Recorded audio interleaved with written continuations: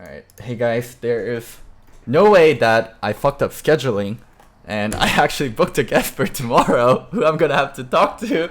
By the way, can you refresh your camera, because I can't see anything at the moment. Oh, really?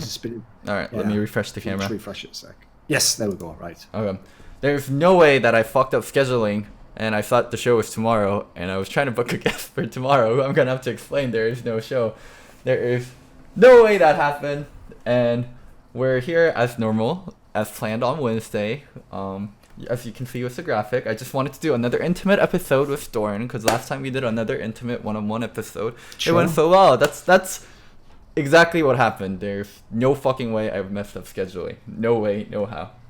Well, luckily, of all the shows to have to do a two-man episode, this isn't a bad one, bearing in mind, first of all, we had like the bets that we had to resolve, because obviously those were resolved this week. Secondly, we had the whole angle where it's like there was a million games to discuss, all the implications of the playoffs. So it's not the end of the world for this one, I think. People want to know an update of what we think about all the teams anyway as the split ends. Yeah, I mean, also, last time we did a two-man episode, we hit 1,000 viewers, and we usually only hit 1,000 viewers with people like Dom or people like Kashinshin, like when we usually, or like Mark Z, like when we bring their own viewers. Yeah, sure. But when we did, it's so weird because when it's just us two, we get 1,000. When it's not us two and when we have a guest, we actually get lower than that. So they actually somehow bring the viewer count down. So I'm trying to figure out why.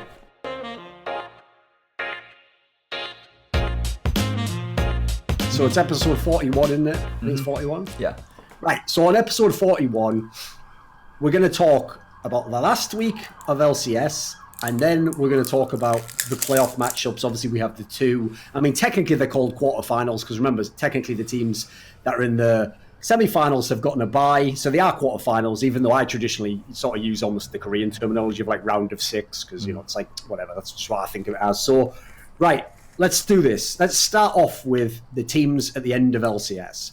So, first of all, before we get to the end, the two bets that we had over the split, and actually the problem with this, by the way, we both actually got baited on this, is we both, I noticed, completely forgot about your 100 Thieves bet. So as a result, we all thought it was only me and GGS, didn't we? So I have to say, it worked out better, Loco, because if I'd have known that I basically couldn't lose, I could only draw, I wouldn't have been as hyped. Like, it did make, like, I we'll get into this later, but that bet, one of the concepts of why betting is actually fun, as long as you don't have like a gambling problem, is because even if you only put a tiny bit on the game, it gives an extra reason to be excited about the result of the game, doesn't it? That's the reason people do it in England, by the way, where they have all these betting shops. What happens is the main people who bet are like, old people or football fans or something. And what they do is they just go, they don't put much on, they just put, a few pounds on the game. And the idea is it's just a little bit of an extra thrill if you win, It's the equivalent of when in America, the old person does the scratch tickets or whatever. You're probably not going to ever win a massive amount, but it's a little thrill for 1 second in a otherwise boring life. So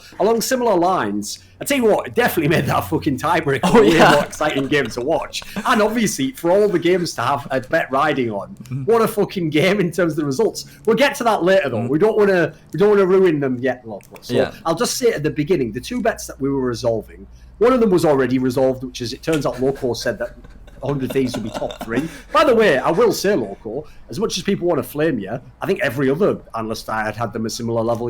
I don't think there's anyone else would have had GGS over 100 Thieves, but obviously they did finish dead last in the league, so that one that's dead in the water completely. Let's forget that one. And then the one that wasn't resolved, which we'll talk about once we get to them, is actually, maybe we'll talk about them first then, was obviously I had GGS, and if people remember, when the lineup was formed, I made a bold prediction. I said it was a bold prediction. If you ever watch the videos, by the way, what I actually say is, like, realistically, they're probably going to finish 5th to 6th, which is what actually, if you go and look, before they went 0-4, everyone else said 5th to 6th as well, Loco. Like, every analyst I saw had them in 5th or 6th or whatever. I think the only one, I think there might have been one person had them like 7th, bizarrely, or something. I'm not sure who. I forget who. So anyway, most people had them playoffs. But the key thing is, because they went 0-4, and I believe someone actually even had a stat, like there's only like, they were like the second team ever to even make playoffs after going 0-4 or something. So it's true, once they go 0-4, it's easy to think, right, well, that, first of all, that bet's fucked, isn't it? They're never going to come top 4. Like Thornton was like, things will go well, they'll come fourth. So everyone then, as people might have seen from my Thorin versus video, did the classic Reddit move of like, let's just jump on the bandwagon. Like, oh, they're losing. Yeah, I always said they'd lose. And you know what? This proves that Froggen was shit all along. It's like, obviously, all those people, Loco. When I was going through all the threads, they were all over the threads for the first 3 weeks. But you know what's weird? I couldn't ever find those names for the last 6 weeks. They just don't post on Reddit anymore, Loco. It's like my joke always is, those people just go back under the fucking rock that they've been living under for the last 5 years. It's like, oh well, back to being shit. Crawled out a fucking sewer with all the little piss babies that live in the fucking sewers of the subreddit of r/League of Legends. So anyway, let's start with GGS then. Let's get it out of the way, shall we? Right, first of all, I'm not someone who's like, I don't like technicalities, or I actually don't like bullshit like, oh, we should have won, or we deserve to win. I think they're just stupid, loaded terms. In this case, in this sense, actually, Loco, I'm very Korean. I believe results should stand. Results are what happened, and whether or not you have a great explanation to why, oh, but they should have won that game if they didn't, who gives a fuck? Like, you're right, you can have an interesting discussion about what could happen. And I love hypotheticals, by the way, like what could have happened, but never treat hypotheticals as if they're reality. What happened for a very good reason, and if you don't know the reason, it's up to you to figure it out. Doesn't mean there isn't one. So generally, like, I could go with this angle, Loco, and go, oh, but Loco, technically, GGS did finish 4th because they were tied for 4th. And remember, if they hadn't have had the tiebreaker angle with FlyQuest, then they would still be technically 4th anyway. Like, if this was a league, it was with the end. But because we have to have playoffs and we have to have the seeding, you have to decide who comes 4th or 5th. And they lost the game and they came 5th. So I'm totally fine conceding that I did not win the bet. Now, to be fair, I was obviously very, very close to it. But whatever. It's not the end of the world that you didn't. I think, actually, if anything, I proved my point that they were a better team than people expected, even though in the end it was wrong. So I'm fine to give that up. So anyway, as I alluded to, because it turned out there were 2 bets, sadly, they actually cancelled each other out because, unfortunately, what Loco did was, instead of each bet having a winner, which is what I would originally suggested, he said, let's just make it whoever wins the most bets. And the problem is, we forgot to make any more bets. Yeah, we forgot to make a so in the end, even though, again, I'm not going to be petty, even though you lost your bet by basically the largest margin possible, and I lost by the smallest margin, I still lost. It's still 1-1, Loco. So here's what I suggest we do. I suggest, for the sake of resolving the bet, we just pick one more bet.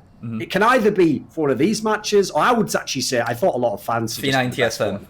Just pick who wins that one. Exactly. C9 versus TSM. It seems like the most fair one to pick, doesn't it? I think we should pick that one, but I feel like I'm gonna be pigeonholed to picking TSM, and you're gonna be pigeonholed to picking against TSM no matter what, because that's just our brand, no? It is in a way, but you don't have to. Well, okay, maybe we'll do this. We'll tentatively, towards the end of the episode, try and figure out if that's the bet. And if for some reason it isn't, like, for example, if we both think the same team will win, we'll look at the other teams and we'll find one we disagree on and we'll make a bet on that. And if it's one where, you know, I'm picking like an underdog, then maybe we make like some sort of odds or something. I don't know how we do. We'll figure it out, right? But anyway, we'll get to that at the end of the episode. So let's start with Golden Guardians then.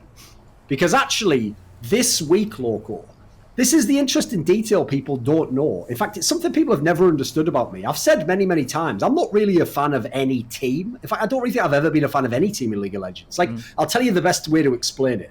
When Flame was at his prime, when he was on CG Enter's Blaze, people used to always say, like, oh, Thorin must be such a huge Blaze fan. Wow, I bet he's on Suicide Watch because Blaze lost. And my joke used to be, no, Flame's my favourite player. There's no team in the world I hate more than CG Enter's Blaze, because they were the one holding him back at times. You know, they had fucking Helios as a jungler way too late. They obviously messed up that entire final where Ambition was just playing like a moron, drafting late game shit when he was getting his head smashed in early. You know, like there's actually, if you understand that logic, you understand how I look at teams. So, for example, even though, yes, I obviously am a massive fan of Froggen and admire his play and think he's a good player now, I think Golden Guardians, this is what's weird.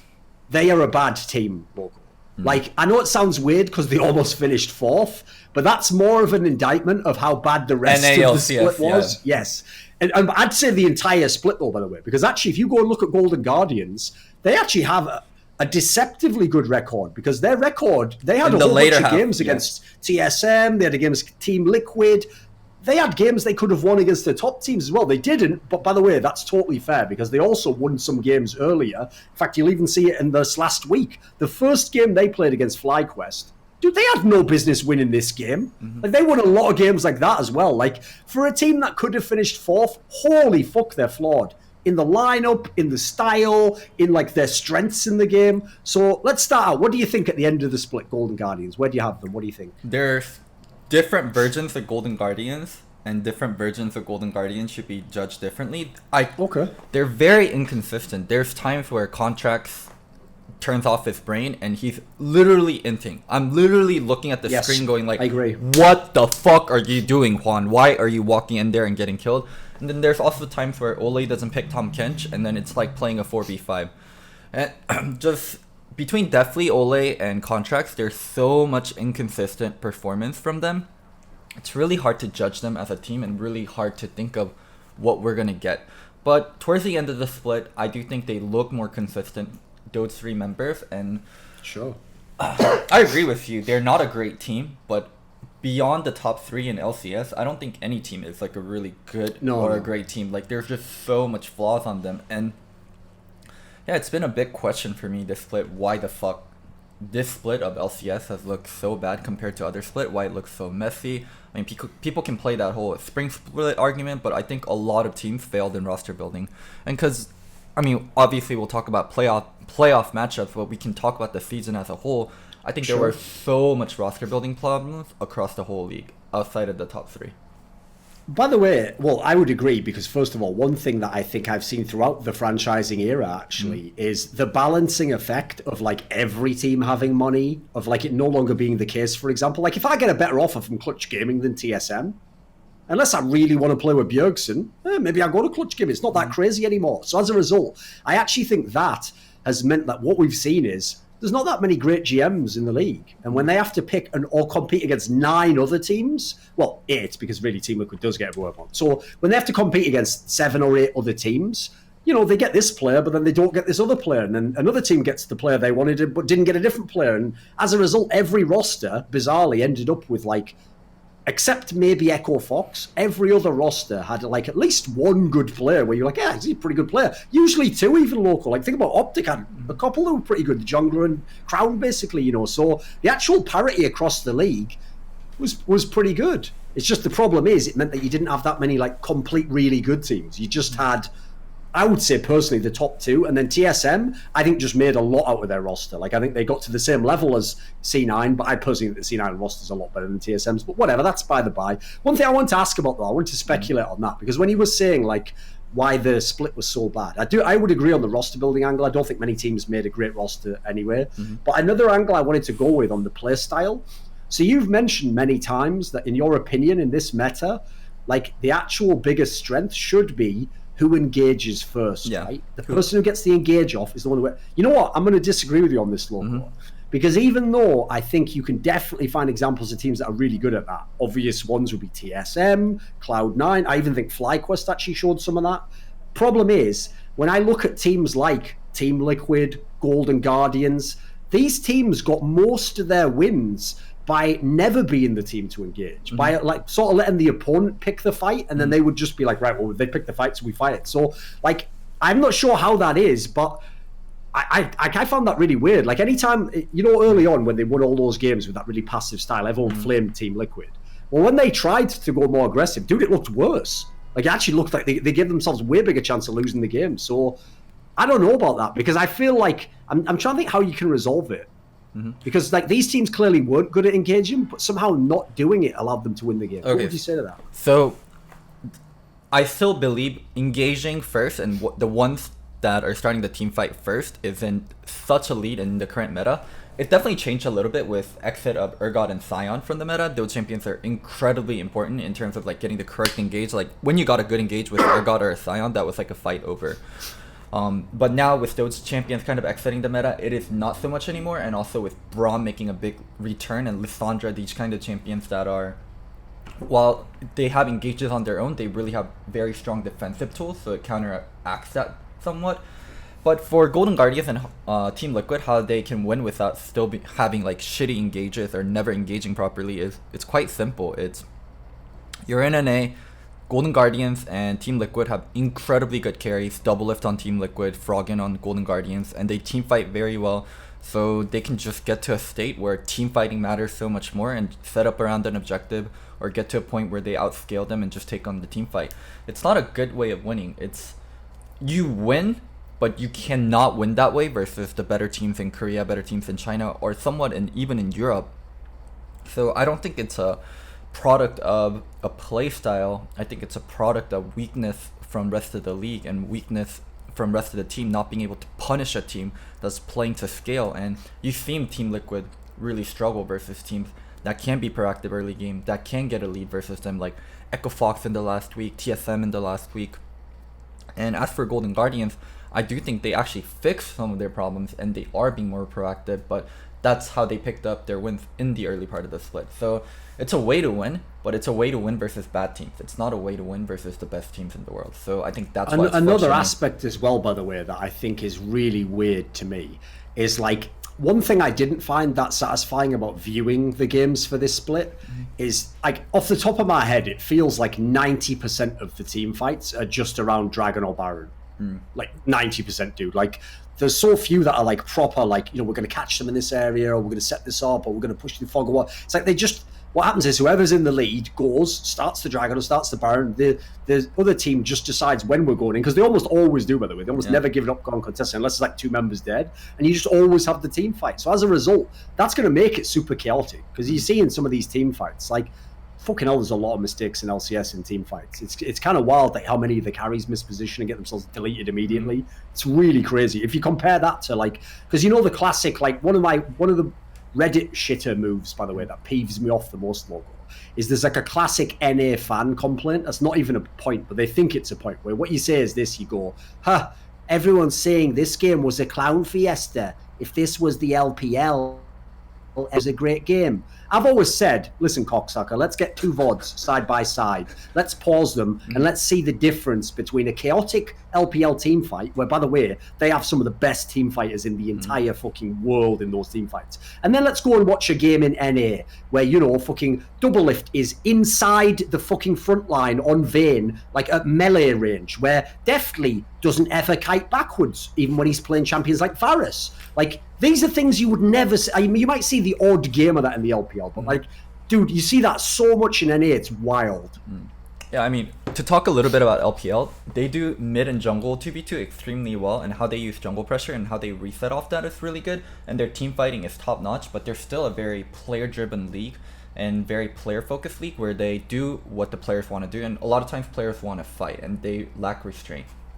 As to go back onto your NA point about fights near Dragons and Barons, I mean, what's happening is that's like the team fights you're taught to set up and take, right? In practice, you talk about setting up team fights around Dragon, setting up team fights around Baron, and how to execute on those.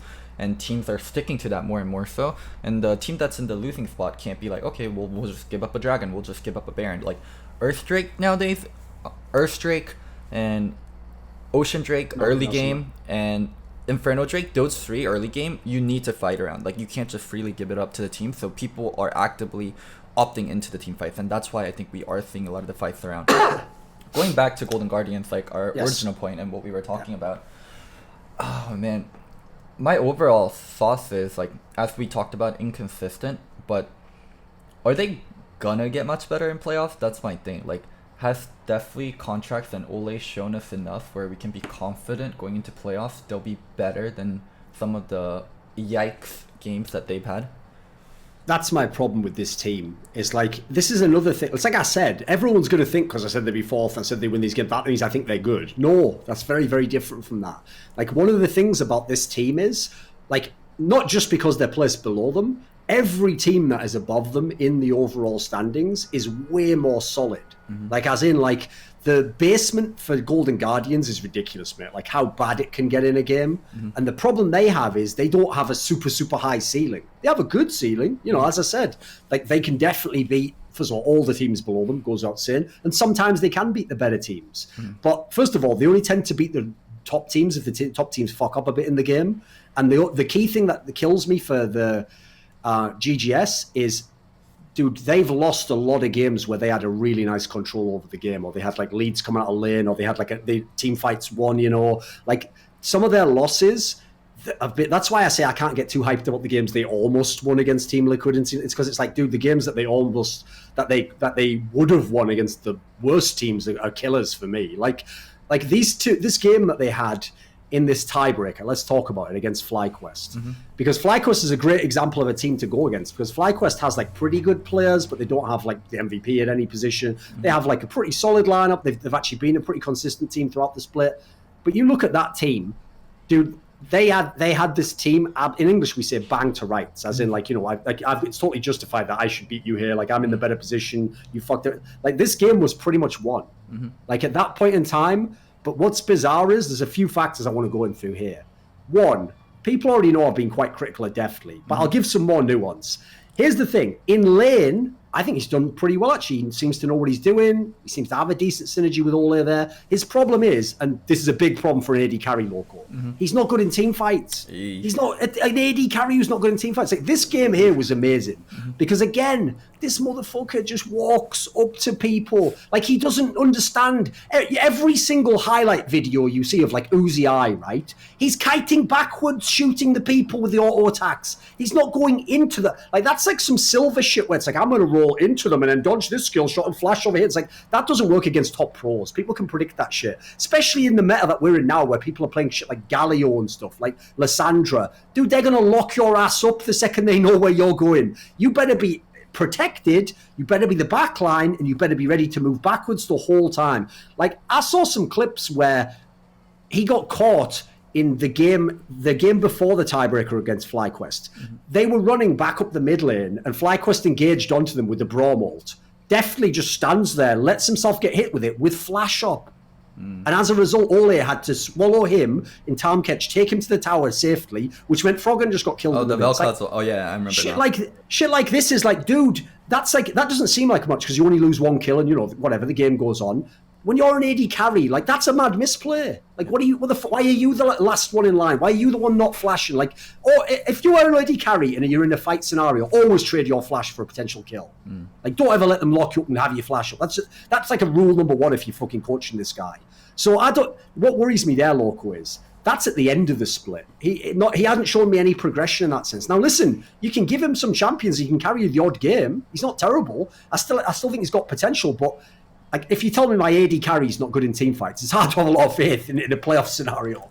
So, talking about AD carry in team fights, the better you are as an AD carry, you'll be more vocal in team fights. You'll talk about, we win this, keep going forward. I at QSS, I'm going to play really fucking aggressive. Like, you can look for an engage. Like, I'm almost at 3 items. Once I have IE, we can look for a team fight. Like, fight backwards. Okay, we're going to go back in. Or, like, when you're Kog'Maw, my W's coming up. Or Varus, I'm going to look for ult here. Like, you talk a lot in team fights as an AD carry. The better you are, and the more you understand how that team fight is going to play out. And the more you talk, the more you can control your teammates and make your positioning look better and better. I mean, sometimes you have incredibly good supports and incredibly good engagers where you don't need to talk as much. But a team fight is the one aspect of the game where the AD carry should be vocal, and from having personal experience with Deftly, he wasn't very vocal in team fights, and I can't imagine with Froggen and Haunter, these bigger voices on the team, that he'd be incredibly vocal in team fights. So yeah, I don't think that's an aspect that's going to improve really quickly for Golden Guardians, how Deftly does in team fights, and he's going to be more of a side piece in a team fight, trying to fit in and try to figure out, like, how do I fit into this big picture, compared to someone like a Double Lift, or even say his direct opponent in the next round, Wild Turtle, where they can be more vocal and talk about when he wants to go in and when he wants to set up. So yeah, that's definitely a weakness of Golden Guardians, AD carry in team fight. In fact, I'll even contrast it against those two players, because there might be someone out there like, but you know, if you're really good AD carry, you can do all that stuff for it. It's like, no, think of the team that Deftly plays on versus those two guys. If you watch Team Liquid and Wild Turtle and Double Lift, they are the carries. Their job is, like, the reason they're aggressive is because they know what the fuck they need to do to get their shit off. The problem Deftly has is this. His deaths are so unnecessary, Loco, because on his team, he has Froggen and he has Haunter.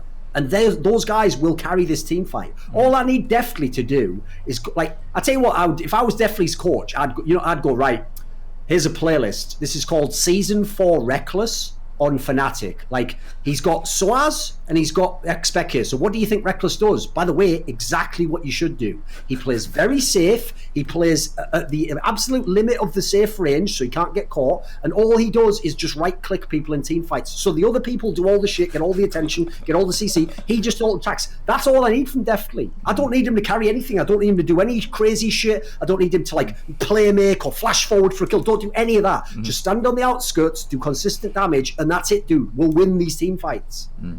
So let's move on to their direct opponent, FlyQuest.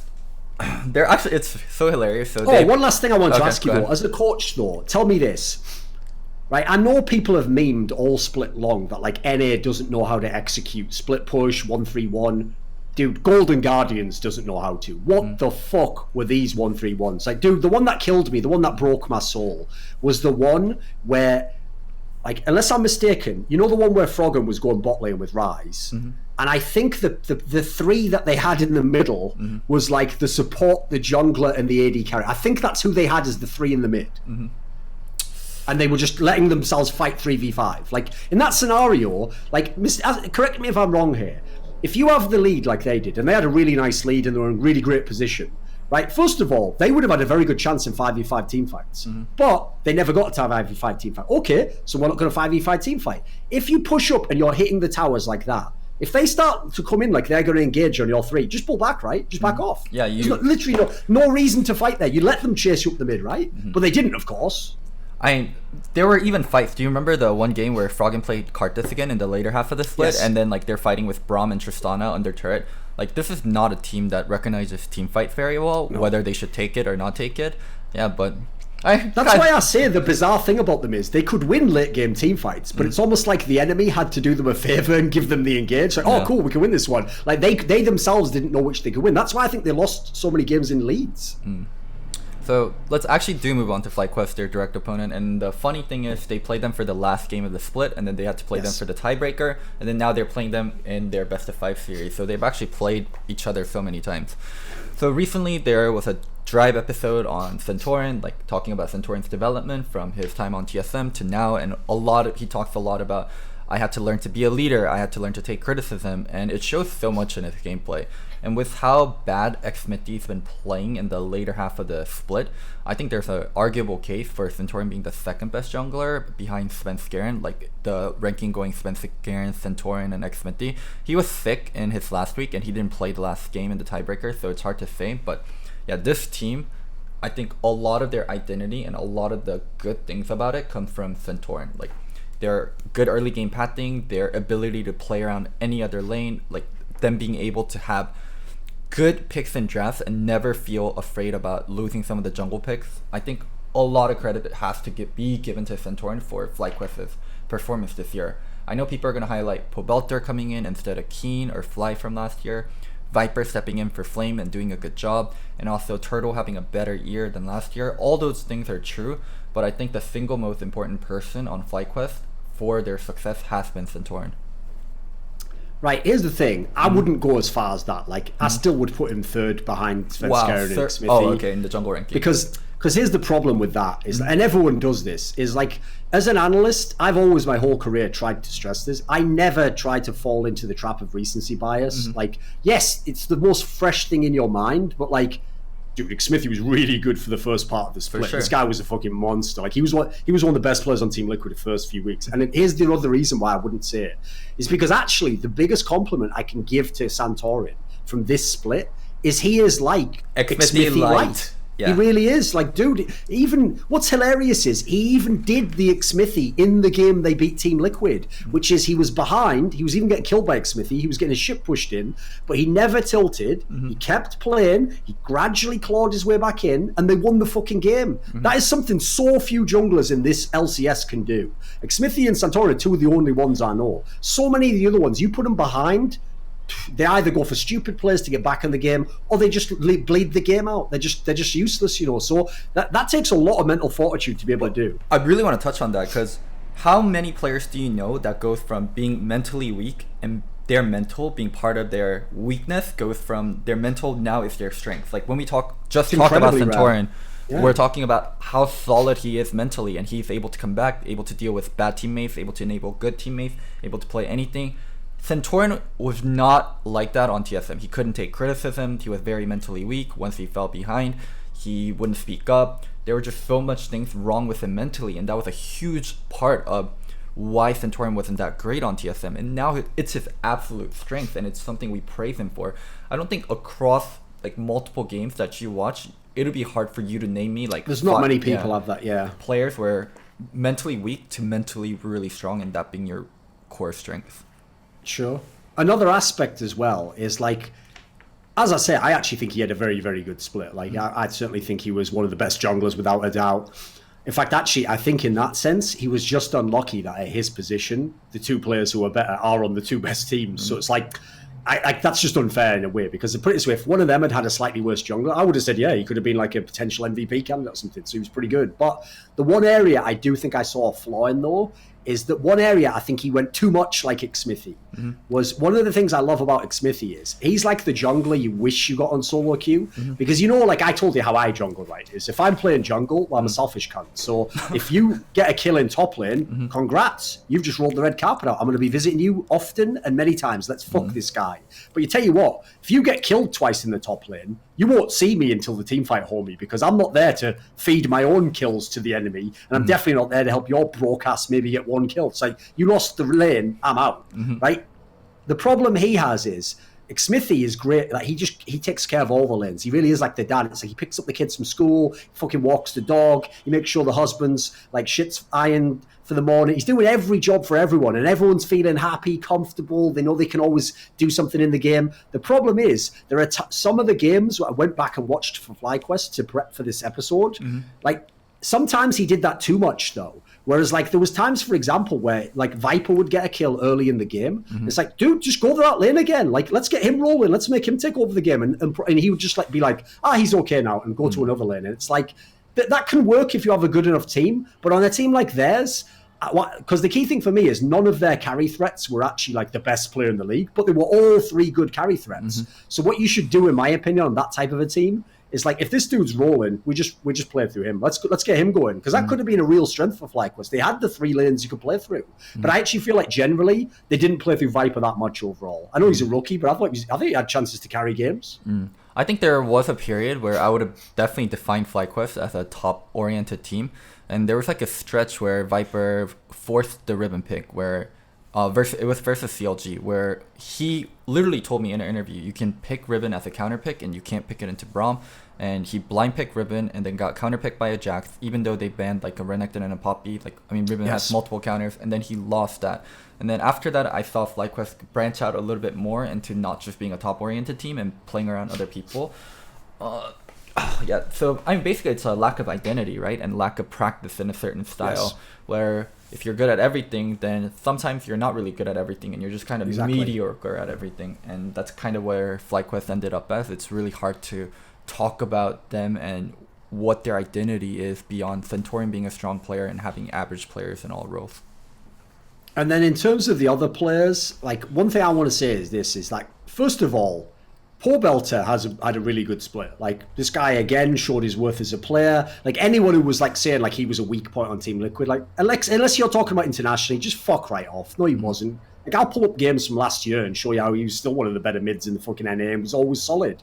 In fact, what I love about Poor Belter is this guy even if, I don't know in interviews I haven't seen many interviews with him actually, I don't know if he ever like gets mad at narratives himself, like, why does everyone say I'm just a safe mage player? Because you know what, mate, if you look at his play, he believes it himself, and he's right. If he just plays the mages and the kinds of picks you expect to see him play, he's going to do great in the game, and he's going to be good in team fights, he's going to do all the shit you want. If he tries to go into the LeBlancs of the world, then we might have a problem. Now I'm not feeling that game. So I feel like he did the right... If you go look at the champions he was playing exactly the right champion pools for his lane, did a great job. I have to say, though, I personally thought the best player on this team was Wild Turtle, actually. Really? Like, wow. Dude, this guy is a carry. Like, first of all, he's the playmaker of the team. I mean, I know AD carries traditionally aren't supposed to do that, but on this team it works because they have so many safe other players. And then he's so good at outputting damage. Actually, for all he's been overly aggressive in past teams, I don't think he really did that this time. He was aggressive at the right times. And so many of the games they came back into was just him doing damage, dude. I mean, obviously it does help that, like, by the end of the split, Ezreal's super meta. Wild Turtle, that's a perfect champion for him. It's got a fucking escape. You've got the ult you can do from the other side of the map. It's got everything he needs. What a great player.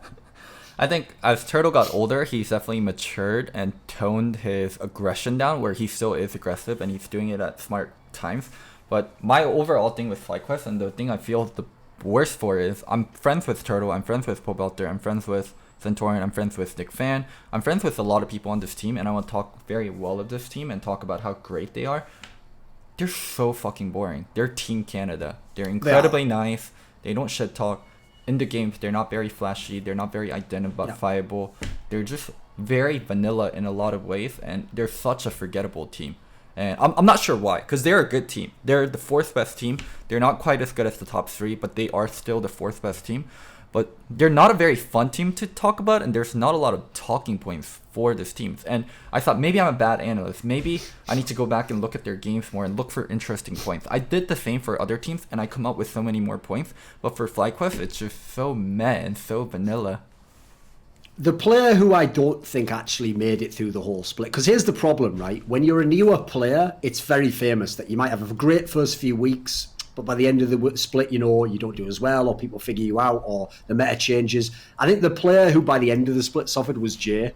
Like, I actually don't think he ended up being that good a support Loco. Like, he was okay, but I think if you could have put a better support on this team, I think that would be like what could level them up. Because I'll tell you the player I think I'd love to see on this team in terms of even personality, in terms of like the players he's with. Dude, I'd love it if you changed out Jay and you got Hakuo.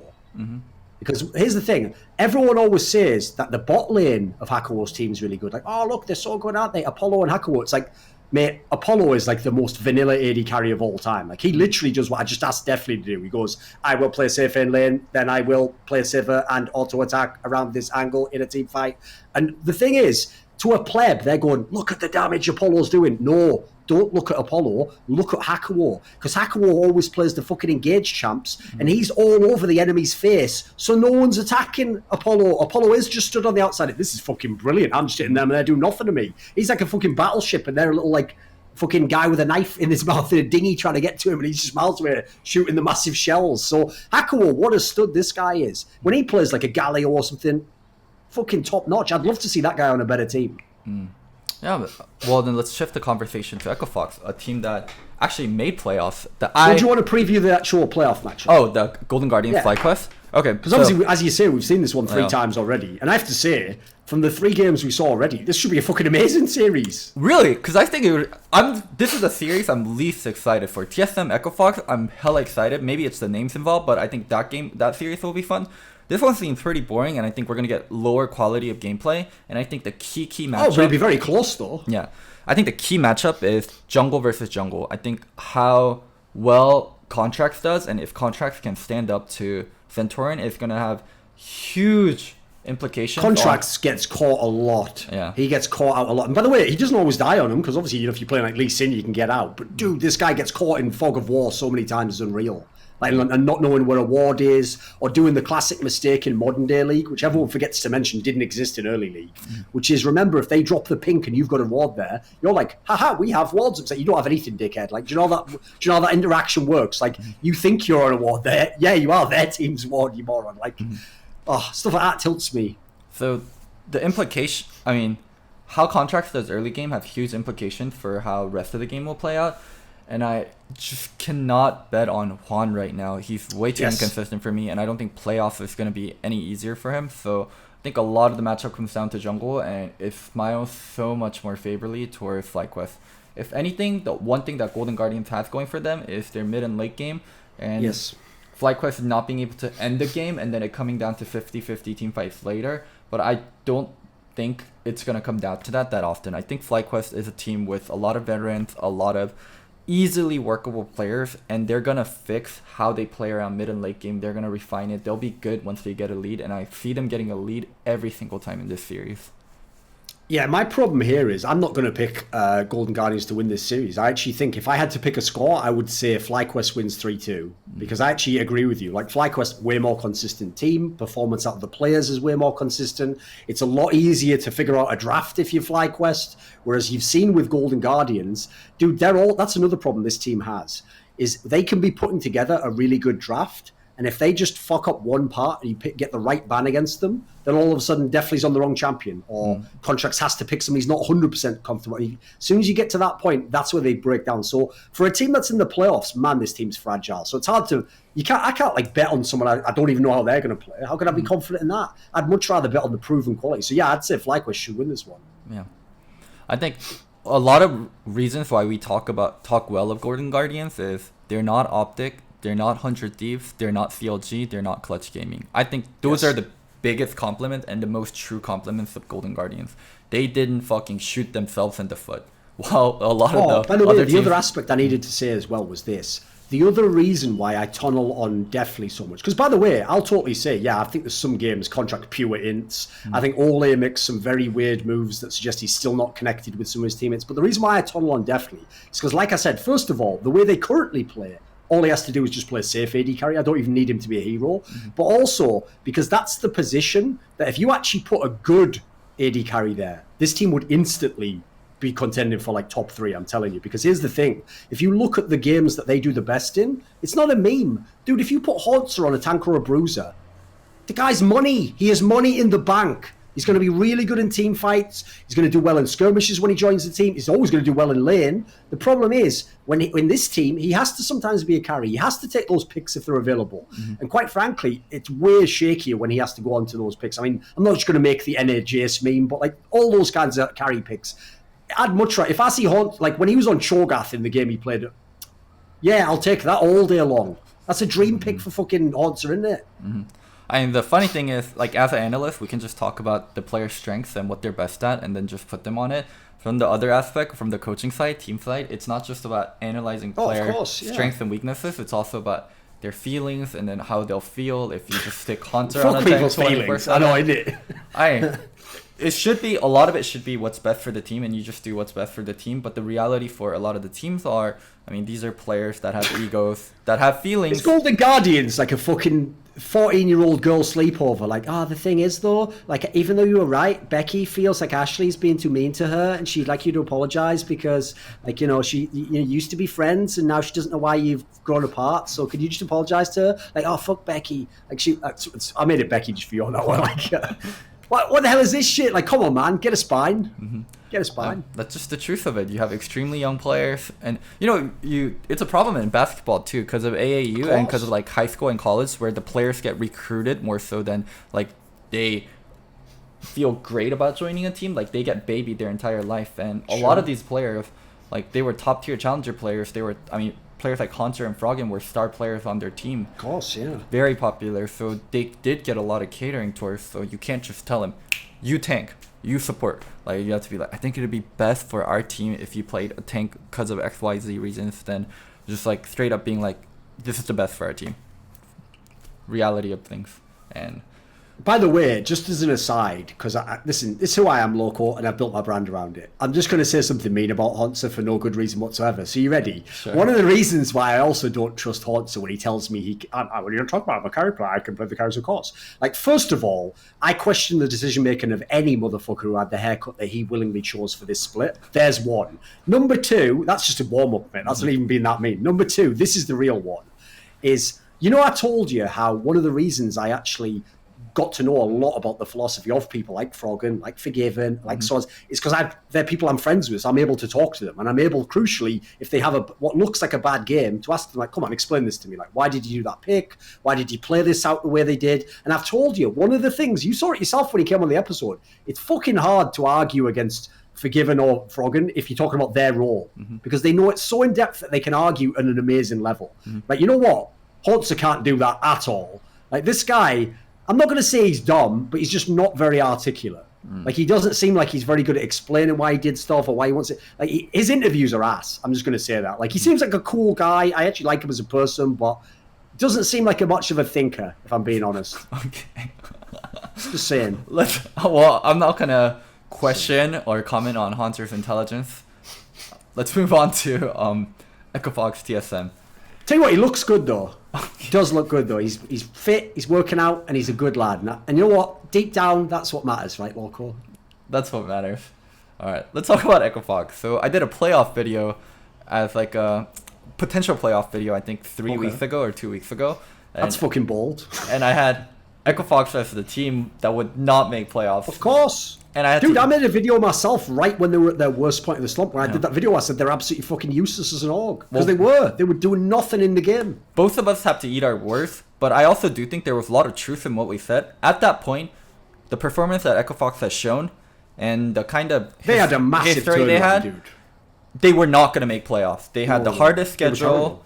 They haven't shown any kind of improvement. It was still Panda playing, and Panda hadn't won a single game with the team. Who knew Rush would come back and actually fix his problem? So I don't feel wrong or bad about making those comments about Echo Fox, because I said the truth about what I saw. And what should be the big talking point is their turnaround. Their turnaround has been incredible. And why I think their turnaround has been incredible is kind of what I want to touch on.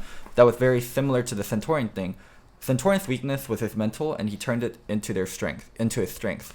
Echo Fox's weakness was their chaotic, unstructured, random gameplay, and they turned that into their strength by being a solid, structured team that knows how to play team fights, that knows how to end games cleanly, that shows restraint. They are going away from what is like core identity of Phoenix and Rush and Echo Fox as an organization has been, and they're more of a slow play, more of a team fighting team, more of a good macro team. Something I never would have expected from Echo Fox. I thought we would see more explosiveness from them, or like Phoenix or Rush like solo carrying games. That's why I thought this team, like if they squeeze into playoffs because of that, not because they improved as a team and their macro improved as a team in terms of synergy. Like this is just something I did not ever see coming from Echo Fox. I would agree. Like, first of all, one of the reasons why I also thought they were the team that's 100% not making playoffs is because Rush was pretty bad by the time he got replaced. The player they replaced him with, I mean, he's a fucking rookie and he's having to come into a team that's already losing. I thought he did a decent enough job, but his job was just don't be a massive liability like Rush. He was never going to like carry the fucking games or be a sick jungler. So that team right there, if they'd have played that team Loco, it wouldn't have made playoffs. There's no way. But somehow reintegrating Rush, who obviously we know has like, I'll use like the term like latent talent. We know he has talent. Obviously he does. The guy used to be a fucking monster, but he just hadn't shown any of it actually in the LCS. Even the picks he was doing never were able to activate him at all as the player you think of from solo queue. So he did better. I still overall though, I'm amazed you think this TSM Fox series is going to be good, because I don't think they're actually a good team. I know people are going to go, but wait, remember that game that they beat TSM in where fucking Solo was doing that? It's like, mate, that TSM made a lot of fucking misplays in that game. That was a dog shit game. So I personally think TSM is going to rampage this team. Well, I do think TSM is the clear favorites, but one thing I can be hopeful for Echo Fox that I couldn't for Golden Guardians is improvement during the playoff week and just improvement overall. The caveat here is TSM is also going to improve, and they've also shown great improvements. So I don't think it's going to be like Echo Fox levels up and TSM just stays. But Echo Fox has constantly shown potential to get better in the last 2 weeks, and I think that trend is going to continue. So I think at least we're going to get some high quality matches. And go on. And Hakuo Apollo are the ones that knocked out TSM in round of 8. So I would love to see them challenge them again. Factor, yeah. And do it again. Like that would be such a great storyline, and it would be spicy for sure. Here's the thing, though, go ahead. Is like another reason why this matchup isn't exciting to me is because if I ever have an underdog versus a favorite, I want the underdog to have totally different strengths, so that it's like okay, think about like the UFC or something. So if I watch a fight between like a really big underdog and a favorite, then I at least want it to be like, okay, well the favorite's a wrestler and the underdog like he's like a really sick striker. So you know what, the underdog at least could still maybe get a knockout. He could win that way. Or if it was the NFL, okay, if the underdog is a team that's like super streaky with wide receivers, but the favourite's a team that's a super sick running team, hey, that's going to be a fun matchup. Let's see how do the styles clash? Who wins out, right? Sometimes it works out. Sometimes it just so happens, even though your team's worse, you have the right style matchup, and you got them in their weakness. They couldn't get you at your weakness. The problem this team has, Loco, is they're just a worse version of TSM. Like their solo laner, Solo. They take his name too fucking literally. They just leave this guy on his own the whole game. Well, TSM already isn't that great about playing around top, but Broken Blade's a better player than Solo, so no edge there. Mid lane, as you say, Phoenix is a good laner. He'll always get his numbers off. He'll always do damage in team fights. Bjergsen is all of that and more. And in fact, this split, we'll talk about it in a minute, but Bjergsen's had a very good split by the end of it. Once he really got going, he'd been fantastic. So no edge whatsoever there. Phoenix to some degree neutralized. Then the bot lane. So I give compliment to the Apollo Hako bot lane. It is a consistent bot lane, but that's exactly what you've got in TSM, if not the potential to be a little bit better even. So I don't really see where they get an edge in Echo Fox. They just look like they're slightly worse in all areas. It would have to be something off Rush and Phoenix popping off early and then maybe getting a lead in the mid 2v2, but it's still versus Bjergsen, so that's going to be extremely hard. Yeah, I mean, a lot of ways, Equifox is a worse version of TSM, and TSM has looked incredibly strong in the later half of the split, so it'd be foolish of anyone to really peg Equifox as their favorites, but I'm just more excited for this one than the FlyQuest Golden Guardians one. Just the storylines and the stakes that are involved for that one doesn't seem that big, and for the Equifox TSM one, I think this one's a lot easier to guess, but it will still be much more interesting to watch. Let's go over a little bit to TSM. So I actually had Broken Blade pretty low in my top laner power rankings when I kind of did them in the middle of the split. I wasn't very impressed with kind of the output that he was giving me for the amount of jungle pressure he has, the amount of counter pick he has, and the amount of exclusivity he has to Akkadian. If you have high jungle proximity, but he's also ganking other lanes in some of the other games, then I'd be like, whatever. But Akkadian was so exclusively a top lane oriented jungler, and TSM was that team. They would draft Sejuani early, and then they would get a counter pick for Broken Blade later on, and that was their go-to draft and their go-to strategy. But they've shown diversity. Akkadian has shown diversity and ability to play around other lanes. Broken Blade has looked better and better, and the output that he's giving me has been better. So same thing regarding the Equifox comment. I stand by the comments during the time I made them, but Broken Blade has improved significantly enough where I think there's even an argument for him being a top 3 top laner in the league right now. So wait a minute. You mean at this moment? At this moment, yeah. Yes. Okay. Over the split, definitely not. Yeah, over the split, definitely not. And over the split, then you have players like Impact, you have players like Someday who've shown better performance. But I mean, Someday's out of the league right now, or out of the playoffs right now, and Impact is not doing the hottest with all the carries coming back. So by the way, that's one thing that definitely helped Broken Blade as well. Look at the timing of when TSM started winning and when he started doing better was when it was all carries in the top lane. Like, dude, if this meta had just stayed in fucking Sword from Griffin's favorite meta of like every single game is Sion into nerfed Aatrox into Urgot, that world would not have been a good time for Broken Blade because it would have been such a waste of time to give him all those resources. Wouldn't a great look. Like if this meta changes in summer again to tanks, I think he's gonna have a hard time, mate. Like his problem as well is it's actually a similar problem that Khan has from SK Telecom. It's not even that they can't play tanks. It's that they play tanks as though they're carries. Like they still try and do all the shit and go for all the greedy kills. It's like, dude, you haven't got the champion that can do that. What are you doing? Like, so I even though I would agree he got better and he definitely got more connected to his team over the split because he was totally like he was on his own at the beginning. I'd still think overall, like I haven't seen like the well-rounded aspect of being a top lane. Like I'm concerned if the meta switches, like where he'll be, because the problem is if that meta switches. That bot lane hasn't shown me yet that that's going to be like a dominant bot lane. So it's going to be back to Bjergsen on his fucking own with a massive backpack on, isn't it? I don't think meta's going to shift dramatically in playoffs, so I think he'll be fine.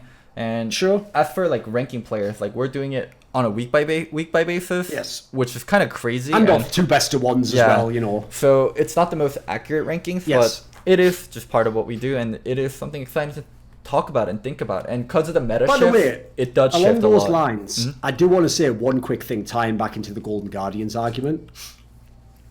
It is a mad straw man that I get thrown at me all the time. Like, you know, people tell me all the time, Loco, that I think like Froggen's the best mid laner. You know how many fucking hours of this show we've done. You'll never find a single second in the show where I ever said that. Never said that once. But what people do is they do that, Loco, it's misdirection. It's like if I was in a crowd, right, and I went, thief, look at him. And everyone looks at him and I pick your pocket. That's what they're doing. Because the same person who gives the straw man, like Thorin thinks Froggen's the best player. If you then listen to what that guy says, they inevitably always do this, Loco.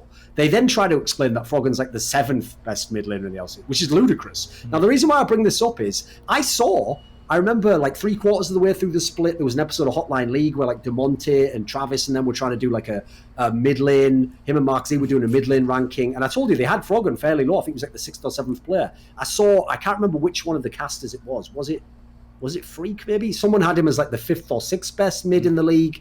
Now, what I don't get about that, Loco, is think about this for a second. Golden Guardians as a team, not a particularly consistent team. Like they can lose when they're in the lead. They can win bizarrely when they were losing the game completely. If you look at like their mid game, pretty shaky. They had decent early game by the end, and they had strong late game early on, but they didn't ever have like a really strong mid game. Like if they had like a small gold lead in the mid game, you never thought, well, they're going to close this shit out. No, you always like, this is pretty even actually, right? So you don't think of them as a team as very strong and coherent. Then when you look at the players, Haunts is very good. Yeah, I'm with you on that one. Contracts is pretty inty, so I'd say I don't think anyone can have him even top half of the junglers. I'd say he's like mid to lower anyway. Deftly, as an AD carry, I told you he's not even good in team fights. I can't see how he could possibly be very high up. And Ole just unfortunately ended up getting caught a lot, or was the sacrificial lamb half the time, so he looked shit. So basically, of the team, we're saying there's one high-level player on this team, except Froggen, right? So how the fuck is anyone having Froggen below like top 4 mids? Who did they think carried the games? Who did they think won these games? Like anyone who's going to tell me, the thing about Froggen is doesn't have much of a champion pool. Oh, my bad. Link me to all the Vel'Koz games your mid plays. Excuse me, homie? You know how many fucking champions this guy played this split? And the thing about Froggen as well is, right, he never has a bad lane matchup, Loco. It doesn't matter what the matchup is. He's always there on CS every time. Well, here's my big thing. I think... So what I learned covering 3 regions this year is it's incredibly fucking hard to watch every single game and give accurate analysis. It's incredibly fucking hard. As someone whose full-time job is to watch League of Legends and talk about League of Legends, all these fans, they're going to have less time than me to watch all the games. They're going to have less time to analyze, and they're going to go off storylines that they heard before. They're going to parrot the things that Mark Z and the other casters and like people say on broadcast before. And a big storyline with Froggen is he's a season 2 player who was very successful in season 2, and that's been on a downturn, and then he's still playing season 2 champion because that's what he did earlier in the split. And there's like a meme about him not being able to play assassins, where he is able to play LeBlanc, is able to play stuff like Fizz. So that's the storyline, and that's the kind of output that they're gonna have more so than the reality of what's going on. So yeah, fans are stupid. You guys don't watch enough games, and a lot of times I think your comments are just blatantly wrong. Because on that one, I'm not like trying to go far the other way, like he was top 2 or whatever. Like I'd have put him personally 3rd or 4th. Like the big problem I had was like another factor I want to bring up, because maybe we'll later on talk about some of the other players in this sense, is whenever you're ranking players, one thing I've spent my whole career arguing for, so this might confuse people when I first of all say it, but don't overrate players who are good players on bad teams. And what I mean by that is I've spent my entire career trying to convince people, stop just telling me that the players on the top 3 teams are the top 3 players. Like, no, there can definitely be a player who's on like the 7th team who might actually be one of the best players. We've seen it in the past. We've seen it with Doublelift in his career. We've seen it with Forgiven in his career. We've seen it with Dardoch. We've seen it with a bunch of players. They could be a really good player. But here's the problem. If there is a player who's on a bad team and he's good, but even when you say he's good, you're like, oh, he's good considering they couldn't win that game, or he's good considering his team fucked up everything after what he did, you know. If there's a player of equivalent level on a slightly better team who does all that and then a bit more, and you're like, yeah, but if you give this guy, the lesser team, more resources, he could do that. I don't give a fuck what he could do. You know what I say about potential? It's just a word. You got to judge people on what they did do. So my biggest problem is this, Loco. I saw a lot of games where I was like, holy fuck, Crown has played an entire split in Elo hell. He is in bad teammate hell. Like, he was popping off like a motherfucker. But you know what? He didn't have even the chance to showcase a full split of real mid play, because half the games were lost. Half the games his team didn't sync up with him. It's like, this is what the point I should have made on the episode we did with LCK. It's never that I thought Flame was a better NALCS player than Haunter, because Haunter speaks English and was on TSM with the best possible composition of teammates. But my point is, as an overall player, I've always thought Flame was better than Haunter. Because if you put Flame on a Korean team with Korean, then yeah, I think he would be better. That's kind of the point I want to make here. Crown actually might, at the moment, I'll give him, he might be a better mid laner than Froggen. He's certainly probably more versatile, definitely better on like strong, hard carry picks. Problem is, the way he syncs up with his team, much worse. And so it's not his fault, I don't blame him, but don't rank those players over, because that feels a bit cheap then, because it's like you're saying you're ranking one guy for what might have happened and the other guy gets punished for what he did do. That's just a bit whack to me, you know. Yeah, I mean, when we're ranking players, we're ranking them in their strengths in LCS and what they have shown us a lot of times. So different criteria, and people, it's just one thing I learned this split is how attached certain fans are to certain players and certain teams, and you cannot convince them with reason or evidence. No.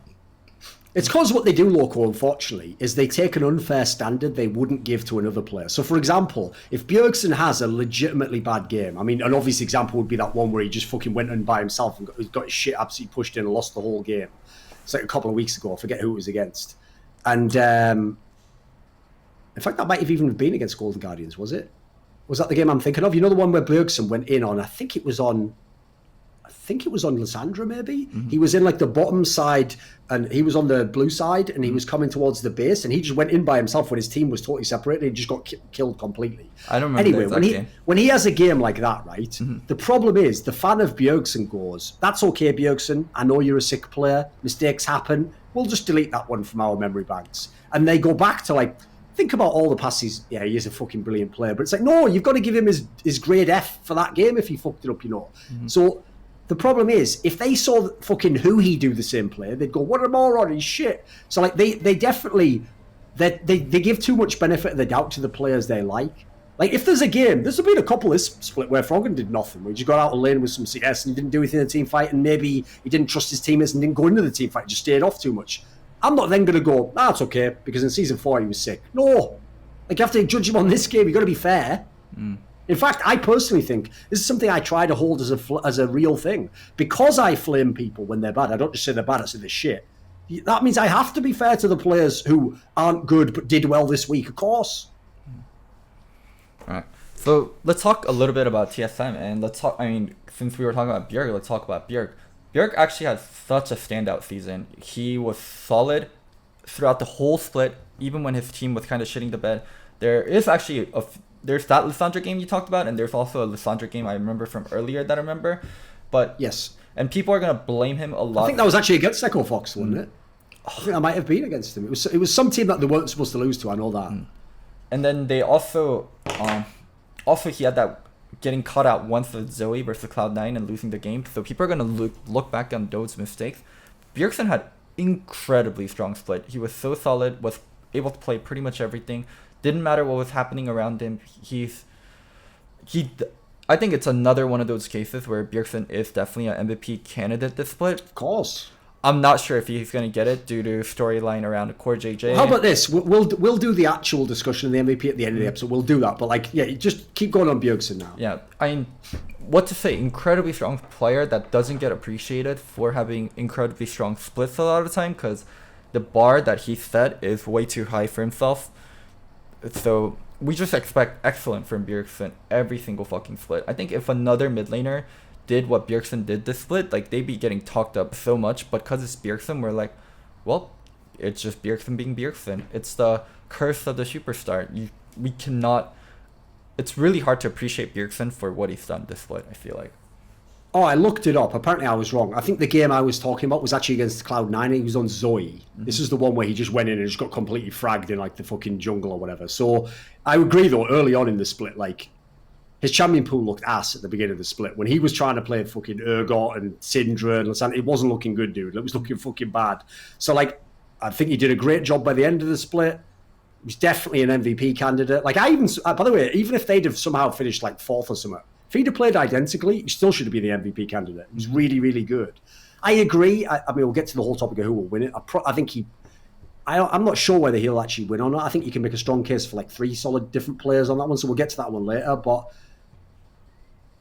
I personally probably wouldn't give him the MVP, but it's close. It's one of those ones where I don't have a clear-cut person I think has to win it. If someone, put it this way, if he won the MVP, I wouldn't be mad. I think there's a little bit of recency bias, but I wouldn't be mad. I think if he played so well on a team that, here's the difference. If you look at Team Liquid, it's Cloud9 and TSM. I think Team Liquid and Cloud9 are way better rosters with way better man-for-man parity in terms of strength. I think TSM, if Bjergsen plays 10% less well over the split than he did, so not the end of the world, 10% less, dude, they'd have been a team that was just on the brink of playoffs as well. They could have lost a lot of more games than they did.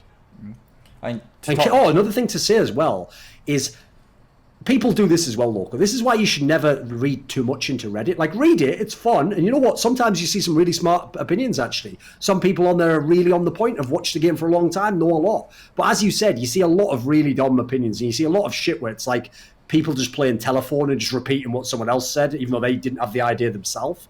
So I'll give you an example of one thing that tilts me as well. It's when people view players through a static lens. So if a player's bad now, they go, he was always bad. And if a player does really well now, they go, he was always good. I always said he was good. Which, by the way, is just a stupid perspective, because think of any sport, any team game in the world. Every player has ups and downs. Even the best player has a week where he does shit. Like, everyone has improvement, decline, good game, bad game. Now, the scale is going to be different depending on what player you are and what your team is. But, like, the idea that someone's static, no, definitely not. And I would never say that about any of my favourite players, by the way. The splits were forgiven wasn't that great, actually. It wasn't that effective. But this is what I would say about Bjergsen. Is if you watch this split, people are going to go, see, why was everyone making up that bullshit narrative that he's just a passive player who just stays in lane? By the way, you do realise, when I actually said all that about Bjergsen season 7 and season 8, I was never actually flaming him as a bad player. Because remember, I like Froggen, who does the same stuff. Mm-hmm. I actually think it's a valid playing style. My point of why I kept bringing it up is because everyone else, when flaming Froggen, told me for years that it's the wrong way to play and that you're a pussy if you play that way and that you're just playing as a KDA player. So if they're going to say that to me about Jensen or fucking Froggen, then you have to apply the same logic to Bjergsen, right? Just because he's Bjergsen doesn't mean he gets away with it. But here's the key distinction. Yes, he absolutely did do that in Season 7, and he also did do that sometimes internationally. But Season 8, none of that shit was here.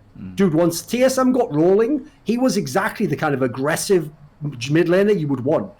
I've even seen games, dude, where, and this is something Bjergsen Season 7 would never do, where he had the choice of just lane, like the other guy's willing to just lane with me, or I can actually forcibly make him start, like, let's have some trades. And he was actually, when he thought he had a good matchup, he was trading people. He was like trying to force them out of lane. He was going for kills. That was fucking sick. I wanted to see this Bjergsen for so many years. I know sometimes depending on where your career is, like, you go a different route, but I think this was some of the best play he's done in his career this year. I think Doublelift leaving and the failure of last year puts a lot of pressure on Bjergsen, and because he has to perform, and because he was a big part on why Doublelift is no longer with TSM and why they failed last year. So I think he felt a lot of weight on his shoulders, and Bjergsen did well under pressure. Also, another thing I want to talk about is Doran and Loco did not give TSM credit when they were fucking 1-5 or 5-1 in their last few games. TSM in the last, I would say, 3 weeks looked so much fucking cleaner than, let's say, the 3 weeks before that. Yes. So people are gonna quote me 1-9. TSM's 1-9. Why weren't you giving them credit? Why weren't you giving them credit? Or 9-1. Why aren't you giving them credit? Their last 3 weeks have looked so much fucking cleaner and so much fucking better than what they've shown the entire split. This TSM has me really fucking excited. I'm excited to see them play versus Echo Fox. I'm super hyped to see them play versus C9. We haven't gotten this kind of TSM since, I would say, 2016. Even in their 2017 year, that year they were incredibly passive. They had better players, but the style wasn't as dynamic. So, But this year, it's such an exciting team. It's such a fun team to root for. I think their personalities are much more fun than last year. As much as Ziben and Mitty were... Ziben is still... I think Ziben also developed more of a personality now that Mitty is gone, because I kind of overlapped Ziben and Mitty's personality together, and Mitty was always the more vocal one, but Ziben has great one-liners. I love their synergy with Broken Blade. It's also because he's Scandinavian, mate. They tend to just be a bit boring by default, Ziben's like European asshole funny. Like, that's how I would describe Ziben's humor and his Here's the interesting thing for anyone who doesn't know, right? So within the Nordic region, it goes like this. Swedish people are easily the most boring. They are like the vanilla ice cream of fucking white people. Like, they're just like, hello, I'm Sweden. Like, I'm a nice guy. It's like, yeah, I'm sure you are. Just get the fuck out of my face. Like, I can't handle you. Like, Danish people are actually like, there's a bit of darkness there in their humor. Like, they're allowed to, Sweden famously is like mega politically correct. Dude, in Denmark, they make fun of the fact that Sweden's politically correct. They've got like an edgy, like, kind of like actually British humor, where it's like, it's all sarcasm. It's all like, you make what we call gallows humor in English, which is, you make fun of like dark things as a way to process it so it doesn't bother you as much. And then so he definitely has that aspect. It's just, as you say, he never showed it. Like, he was on teams with such big personalities. How was he going to ever show it? He's an AD carry. Like, if you aren't like Uzi I or Doublelift, AD carry, as people like Apollo will tell you, it's the most boring role. You hit minions and then hopefully you hit minions while hoping between 1 and 3 people don't just jump in your face out of a brush.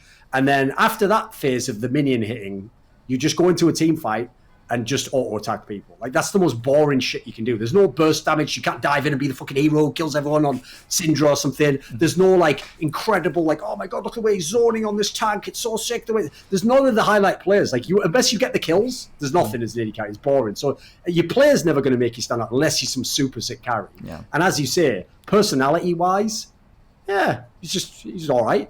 I didn't even know what his personality was for, like, 3 years, mate. I'm sure you don't watch TSM Legends, but I watched TSM Legends quite a bit, and he's been much more funnier and has had more screen time this year. So sadly, that I told you on Summer Insight, I said it. That used to be my favourite soap opera, but the problem is, Loco. It's like Game of Thrones. All the best characters got killed off. Like Reggie's not in it anymore. You're not in it anymore. Bjergsen doesn't even argue with people. Like Dyrus isn't there to take the fucking abuse. You know, like at this point in time, like now it's just a bunch of people who seem like good guys trying to get along and win games, and they've got Zix, another boring ass motherfucker. Like, listen, if I owned a fucking Denny's franchise, yeah, I'd love to have Zix as my regional manager who'd fucking run it. If I wanted to have like a motivational speech, I'd never pick this guy. Yeah, a lot of the good characters got killed off. And yeah, that's the problem. They have their own spin-off shows now. Much better. Going back to rest of TSM, let's talk about Akkadian. Akkadian actually made such a big development. One thing I'll say though, because you mentioned the style like being exciting, I would agree with that. Here's one thing I will say for TSM. Of all the teams in the LCS, easily the two most exciting teams are Cloud9 and TSM. These are easily the most exciting teams in the league because they make shit happen and they do it through the jungler. And so as a result, you know what? I'll tell you what, Loco, because you were asking me, how do you watch all these VODs if you watch all these different regions?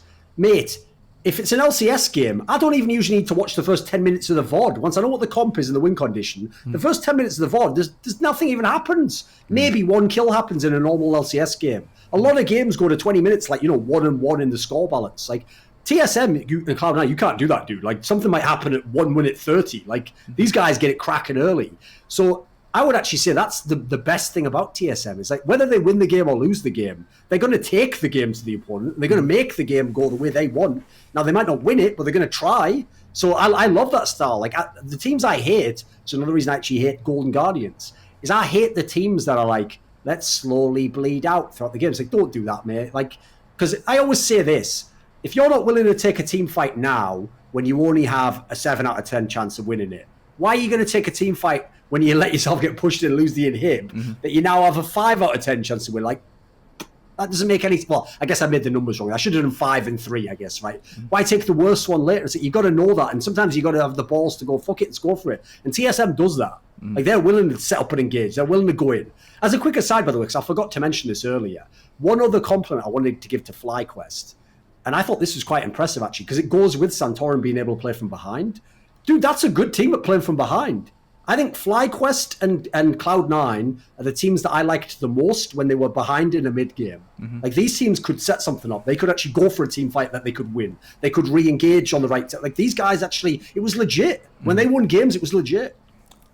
So, going to Akkadian, you know how we talk about Korean junglers? They're just basically extension of the coaches and what the coaches want them to do. And that's what they develop into. And it's really hard to judge Korean junglers because of that, because they're the extension of the coach. So once they're not on the team anymore, then how can we judge them? What do we know about them unless we've seen them play for a long time?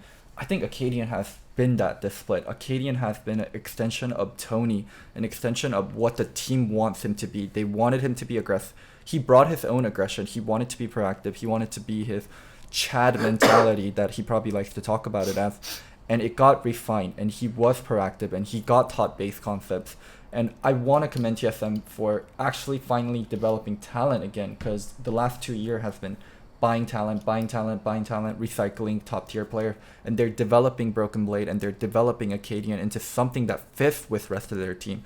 So mad props to them for that. And TSM actually has good macro. There's like base good concepts that TSM does well, and they are fundamentally good. They are a team that's great about setting up objectives. They do it step by step. They know how to set up team fights. They do it step by step.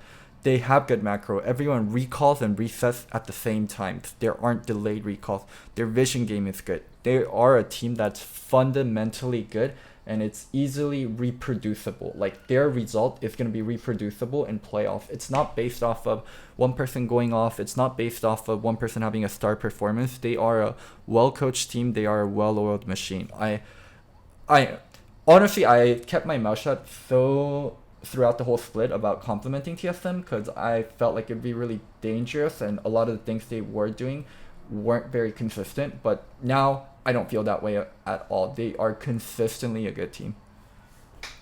Yeah, I mean, one of the things that I think is very noticeable, and this is actually where I have to speculate Zix must have done a good job, is another thing that people were like, hey, it's just a meme. Because, like, unfortunately, the worst thing about TSM fans, in general, fans in any game, the worst fan in any game, Loco, is the fan who's so much of a fan, they don't just like the player in the game. They watch every interview, every stream, and they believe everything the player tells them. Because the reason why they're the worst fans ever is, you know, sometimes players will publicly say something that isn't actually even true. They're just saying it as, like, you know, damage control, or they're saying it because they can't say the real reason why something happened. And sometimes people like you or me know the real reason why behind the scenes. We know, like, this player doesn't get on with him, or, you know what, he can't play that pick, actually. It's not like the coach. We know that shit. So the problem is we come out and we basically say, now we can't say the player told us it, but we basically say the truth, the real information. And the problem is the fan goes, that's not true. Because actually, Doublelift on his stream said that that's not true, and actually he really likes Cody Son. It's like, shut the fuck up, kid. Like, you're a clown. You're watching the fucking WWE going, what are you talking about? The Undertaker hates Kane. It's like, you dumb motherfucker. Those are characters. They're not even really brothers, you daft cunt. Like that's the sort of fan. So the reason why I hate fans like that is because they say so many stupid things that if you only respond to them, you end up looking mad. Because now you're saying ridiculously hyperbolic statements. So the big problem I have with that overall thing is, like, another meme that wasn't a meme, it was true, is like, I'm sorry, if you look at Bjergsen's career, whether or not he ever was actually telling the jungler how to play, the junglers definitely all became ward bitches because of Bjergsen. And in fact, the worse it got was the more that Bjergsen played more of the passive style. Well, this split, as you said, jungler doesn't even play around Bjergsen much, but he plays aggressively, he roams, and the jungler's free to do whatever he wants and be the aggressive jungler. That if I mean, dude, I wish we could go back in time and let Svenskeren play like this, or go back in time and let Svantorian play aggressively. These guys could have done so much on those TSM lineups. They couldn't. I mean, maybe they just weren't in the right place in their careers, but if you knew what you knew now, of course they could. So I'll give props to both players for that. Akkadian for being empowered, hopefully, by Zix to do it. Bjergsen for not doing whatever the fuck he did in past seasons that shackled his jungler for some reason. I will say, though, about Akkadian, he's a good example of how if you know your playing style, it can make up for your weaknesses as a player. Because I don't think he's actually that good a jungler. But because TSM with this lineup really needs someone to be really proactive and needs someone who can, like, engage like he can, that's where he's really shining. It doesn't matter if he's that sick a jungler. He doesn't have the best path. He doesn't do the sickest in team fights. But he really does his job well there. And without him, they'd be a way worse team. For sure. It's a very good play style combination with rest of the team. And he very complementary. Yeah, pieces in nicely. I mean, we can. The only problem is this, though. Since we gave them all the compliments, Loco, right? Obviously, we don't have to do the other matches because there's still time before them, etc. I will just say this. I personally don't think TSM can beat Cloud9 or Team Liquid. And by the way, let's be real, they're just playing Cloud9 because whoever wins, unless Echo Fox pulls the opposite of the century off and beats TSM, Team Liquid is picking whoever wins GGS versus FlyQuest. Let's be real. They are picking the winner of that match 100%, right? So it's TSM versus Cloud9 for real. You don't think TSM can beat TL at all? Dude, this is one of those areas that I in analysis, because obviously in CSGO, like that is a game where I've watched every fucking game ever played, you know, that was meaningful. I know a lot about the players. I always call this kind of scenario free money. And the reason why it's called free money is because the dumbest thing you ever do is when a team's really, really good and they have one bad week, the pleb comes in and goes, see, they'll never be good again. And you go, oh, cool, I predict they will be. Then when they become really good again, because they're a really good team, it's like, I get credit for the most obvious shit ever. Like, what's mad is in that scenario, it's like I'm getting to bet on the favourite and get favourable odds. Like, what the fuck? How can this happen? So everyone wants to meme on Team Liquid and go, they're falling off. They are so bad. They are going to fuck the split up. I'm going to tell you right now, Team Liquid's probably winning this split still. Like, their players are still so good. They definitely made some mistakes in the last few weeks. But in a full best of 5, I don't think they do that 4 out of 5 times, 3 out of 5 times. I don't think that happens, mate. Like, they might drop a game. They might drop 2 games. They're going to beat everyone in best of 5, in my opinion. I think... Like, so, you know what? I'll say this, because we haven't talked about Team Liquid much. One of the things that I have to immediately say I don't count as legit is, dude, these Vayne picks that Doublelift did, what the fuck was he thinking? Because obviously, in your mind, Vayne is associated as a signature pick of Doublelift. It's like he forgot that he's an AD carry. Did you see some of these games? Dude, he was like on his own without... like, first of all, they almost never 5v5 team fought with Vayne. What the fuck is that? If you have Vayne, that's the dream team. If you have kills on a Vayne, let's go for 5v5 team fight all day long. Nah, instead let's just have fights in skirmishes and brushes with people separated off. Then Doublelift was dying first or second in all the fights. He's walking into the opponent over and over and over again. I'm trying to think who it was that they were playing against. Oh, fuck, who was it? It might have been against FlyQuest, was it? Yeah, they lost to FlyQuest. All I remember was, like, the fucking top laner was just banging Doublelift's head in every time on Aatrox, like every single time, and he was just always in the danger zone. So, like, bearing in mind, he's not going to do that in the playoffs. He's not going to fucking pick Vayne. They were doing that because they won all the games and they wanted to style on opponents. He's not going to do that on AD carries. He's going to pick all the normal AD carries. He's going to pick Ezreal. He's going to pick this shit. I'm not worried about the losses, put it that way. Well, I think... So, if they lost where the meta didn't shift, right? And...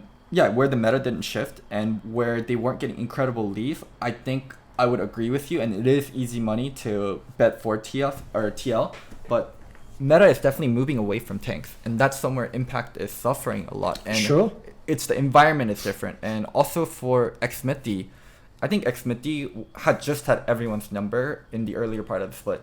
And when you're that good, it's really, really hard to maintain a good distance on everyone, and that distance will catch up bit by bit by bit. And I think a lot of the junglers have learned from Xmithie and caught up. Jensen is still a really good mid laner. Doublelift, CoreJJ still incredibly good players on their own, but I don't think it's as clear cut that TL will win the split. I don't think they're not as far ahead as they were the first 6 weeks, man. But the things I do think they'll win. Like, one factor I want to say as well is I would agree generally. Like, Xmithie clearly had a bad couple of weeks, but you know what? Even so, he has the quality that I want in the playoffs, which is really good at playing behind, doesn't fucking tilt. That's money in the playoffs. The difference is, Akkadian, I don't know what he's going to do in the playoffs yet, dude. I don't know. Might just fucking shit the bed. He might try some of that aggressive stuff, might go badly. Tough to know. Yeah, TL's definitely the favorites, and they only have to play one real best of 5, where I feel like C9 and TSM have to play 2 best of 5s, and whoever has that first place seeding is actually the favorite, and that team is Team Liquid right now. So TL's still the favorite. A lot of things to work on, but yeah, we'll see. Also, in 9.6, Jace got nerfed, where they don't have to auto-ban Jace anymore, so that's definitely a plus for Team Liquid. And let's go to the Cloud9 TSM matchup, or the supposedly possible Cloud9 TSM matchup. We don't have to talk that long about it, because next time we talk about them, then we'll actually get the matchup. So what's your very, very quick thoughts on those teams, like, playing each other? Like, the big problem here for TSM is the better junglers on the other team. Like, Svenskeren is better than Akkadian. So I have a big problem with that. Then there's also the factor that, like, I do think actually in terms of stylistic matchup, TSM has chances. Like, they're going to be in the games, and definitely they can maybe even get some early leads at times. The problem is, it's like, it's not as clear cut again, like the stylistic mismatch. It's like, I think actually Cloud9 can do everything TSM can, but better. So my big problem in this one is, again, it's probably going to come down to loads of mid-game team fights with these two teams. If you look at the style of teams they have, who the players are. Well, one of my big problems is this. I actually personally think, in line with the whole discussion about, like, mid laners before, I think Niski actually is a bit overrated this split. He has a fucking amazing team. But here's the thing I will say about that guy. In team fights, he is fucking clutch. This guy always seems to get in the right position, pull off the right play. Like, he's really good in that sense. So I actually think in the playoffs, he's not as good a player as Bjergsen, but he can, to some degree, neutralize him. If you can be clutch in team fights in the playoffs, great. And we've got a great chance to win these games. So what I love about Cloud9 is they are easily the most versatile team in the entire league. I think Team Liquid has the best players, but I think, like, the best, most well-rounded team is easily Cloud9. They have amazing players at every position. Like, dude, probably the craziest is you should go and look up some of the stats on Sneaky. Right, these motherfuckers almost never play around Sneaky. They played around him like right towards the end of the split, like one game or something. But even though he has, like, as a result, some stats don't look that good. His damage output always really good. Always going to get his kill percentage, always going to be really good. Because this is a guy who knows exactly his job when he gets to the team. He's going to survive lane, he's going to do his job in the team fight. So when you've then got Niski's actually in a pretty good split, Licorice is obviously a fucking monster, probably another MVP candidate. Like, this is a really good team. So I give TSM a puncher's chance, and I definitely think, put it this way, I think they'll win at least one game, but I don't think they'll win the series personally. I think it's too tough.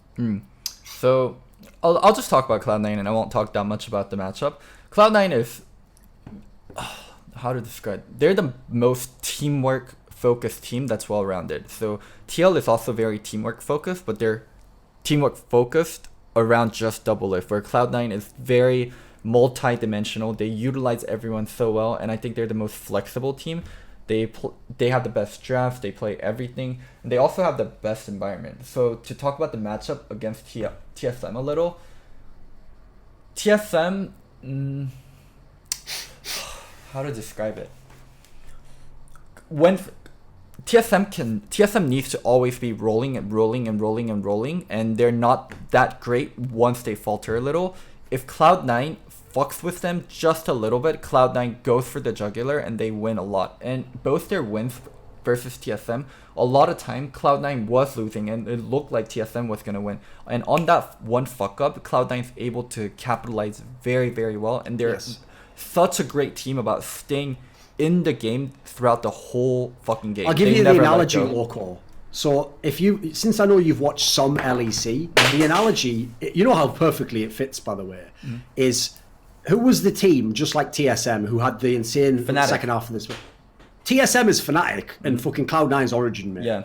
That's actually such and I'll always and in that matchup, unless the TSM Fnatic team has way better players, I'll always take the Origin Cloud9 team, because like you say, they can be behind, they can be an okay point, they can be in a point with tough decisions. They're better at decision making. That's a pretty good quality to have in a playoff. So before we move on to MVP, Rookie of the Split, one thing I want to talk about is the Analyst Desk. Do you watch Analyst Desk a lot? Not really. Okay. I watch it quite a bit. I think this Analyst Desk is one of the worst iteration that LCS has had. I actually don't think Hai's been a great fit for the Analyst Desk. Oh, he's terrible, mate. He's terrible. This is a big problem that we have. It's in every game, by the way. It's the same in CSGO. In CSGO, sometimes they'll invite a player on the desk who's like a legendary player, or, he's like a good player and his team's knocked out at the tournament. And because he's a popular player, people always just go like, oh, great segment. And I'm like, he said nothing. Like, he barely seemed like he even knew the team. Like, he was talking absolute shit, just saying generic shit. Like, Hai as a person seems like a nice guy. As a player, I actually revere him. I think him and Afro are probably the best captains NA's fucking ever had in League of Legends. As an analyst, he's boring as fuck. He's just boring. The desk is so fucking vanilla. I miss, like, even when it was just Mark, Dash, and Crumbs, I thought it was better. And also, like, removal of Jet is really sinking in. Oh, of course. Jet was money, mate. He was so polished. There's no counteractive opinions on the desk. I don't remember people on the desk arguing with each other for such a long time. I've actually figured out what the problem is, because I wasn't thinking about the desk. I was thinking earlier, though, like, another problem NA has right now is they have all these really good play-by-play casters, but they don't have, like, the killer color caster. There isn't Jat anymore. Azale does an okay job. Zyrene was all right when he was there. They don't really have, like, the really sick, whereas, like, Deficio, Papa Smithy. The person, I imagine this was a team and we're going to do a trade, Loco.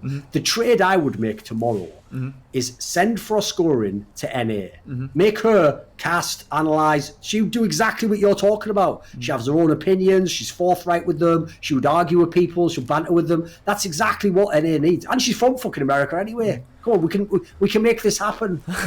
So my thing is, there aren't people with strong opinions on the desk, and I think the only person with a strong opinion on the desk is Mark Z, and Hai and Crumbs doesn't disagree with him, and Dash is the host. So whatever Mark G says, I think it's interesting, but I want to hear different opinions, and I want to have someone have a hot take. Like, give me some hot takes. Give me something that you can die on. Give me something that you'll look great if you're right on, and you'll look like an idiot if you're wrong on. But at least like die, or at least like have a take, and let me be fucking entertained. Like, I don't get why the death section is so boring. It's whenever we have shitty games in LCS, I felt like a lot of the time the desk made up for it, and I'm like, okay, we had a shit game, but Mark Z and Jad are gonna fucking kill it on desk, and it's gonna be so funny, and I looked forward to the desk after a shitty game. Now it's just like, it's so fucking whatever. I think Frost would be great. I think Papa Smithy would be great. I think Deficio would be great. Someone with a lot of game knowledge that has their own opinion. And it doesn't even have to be someone with a lot of game knowledge. Let's just say decent game knowledge and has strong opinions. Please, can we save the LCS desk? It's so fucking boring right now, and it kills me to watch. Yeah, I would agree. Like, here's another problem I would say overall. Is like, I'm just going to say this. I actually do think that a lot of the people on the NA broadcast are too scared of Reddit. Like, I think they're just worried that if they make a bold opinion, they're going to get flamed. Like, to be fair, it's not without precedent. Like, I myself flamed them during Worlds, and there was that massive thread where everyone's just hating on them because I said, like, if you remember, there was the game where they didn't, like, acknowledge that G2 had done, like, a sick 1-3-1 when they played, like, Flash Wolves or someone. I forget if that was the game I'm thinking of. And famously, they just complained about what Flash Wolves did wrong and didn't really sort of credit G2. And so I made a tweet that was sort of like what the fuck? Why does the desk not... Do they not understand what split pushing is or something? And everyone just took this and made a thread and flamed the fuck out the desk. So they're not wrong. You will get flamed like fuck. The problem is, this is the mentality you have to have. And Loco, you know this. If you're getting hard flamed, people are making threads about you, they comment about you. You even get those like really deranged haters where they don't just dislike what you say. They just like borderline stalk you and hate you in every thread. That's actually a really good sign, because what that tells you is this. Even people who don't like you really emotionally connect to what you're saying. Now, the haters connect in a way that's really deranged. But what that means is you're saying something that actually affects people, it moves them, which is actually what you want. And so as a result, yes, you're going to have times it's going to be really rough. And it's going to fucking suck no matter what you think in your mind. But you got to do that to make for it's all for the show. The show must go on. The worst thing is if no one talks about the desk. If no one talks about how good it is or talks about how bad it is, that's the worst thing. Ignorance is the worst thing in like entertainment. Like, hatred is above ignorance. Like, someone making a negative comment is better than someone making no comment, because that's at least the view, that's at least the comment, that's at least the interaction. Exactly. It's engagement. Yeah, and NALCS does need that. We have such great personalities. It's not like I think Crumbs is boring. It's not I think Kai is boring. Dude, Crumbs has a sick personality. Dude, the way Crumbs talks about the game is so cool, and like he has a great way of describing things. It's just, I look at some of the things that LEC has been doing, like their hype videos for their EU matchups and their death segment, and they just been doing better. They're better with less eyes on their product, with less experience on their product, and with less like favoritism and resource for their product. So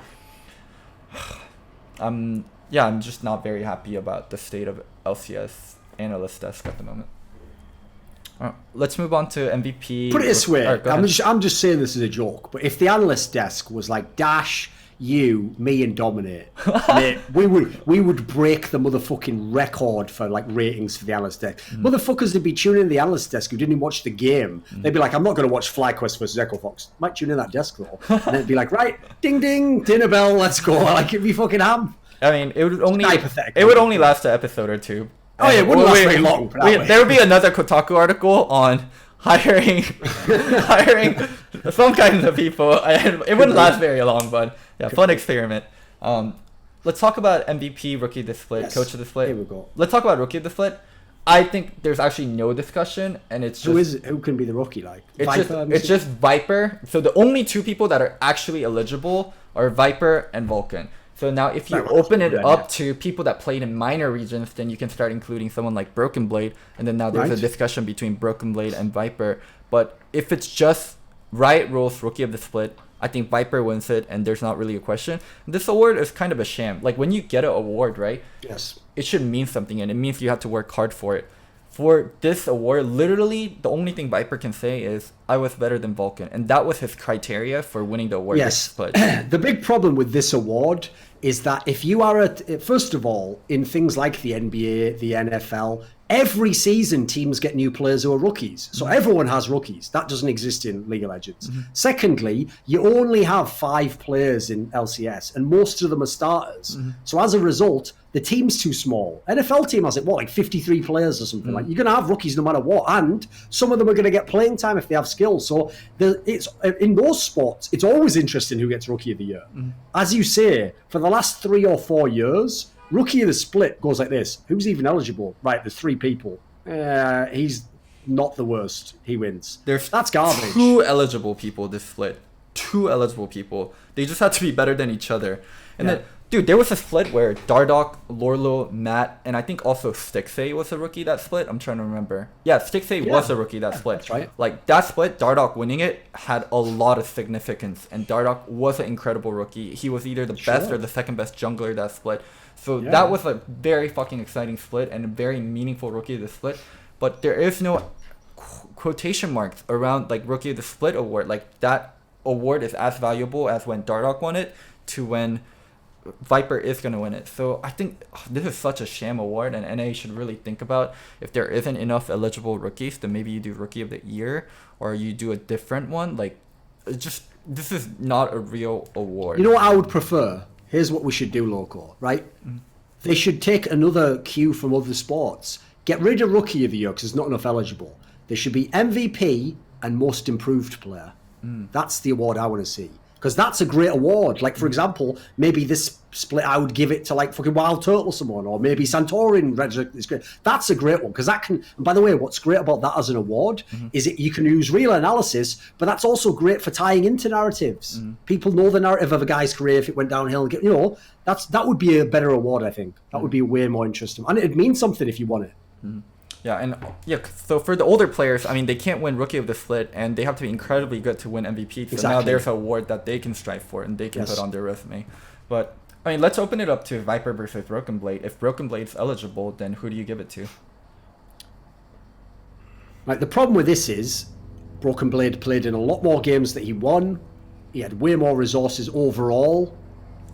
I could see why someone might think he looked better, but I personally think Viper was the better player.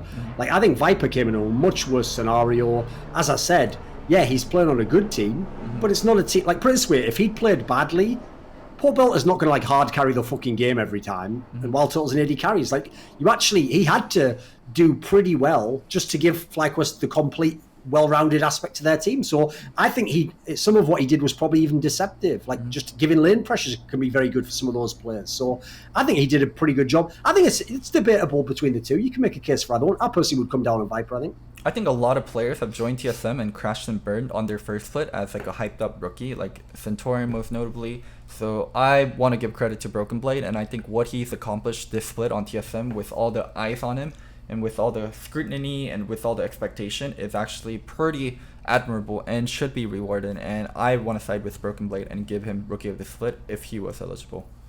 Because it's not easy being on TSM, and it's not easy performing on TSM. You have the most eyes on you, you have the most pressure on you, and Broken Blade, with all that pressure, still was able to perform.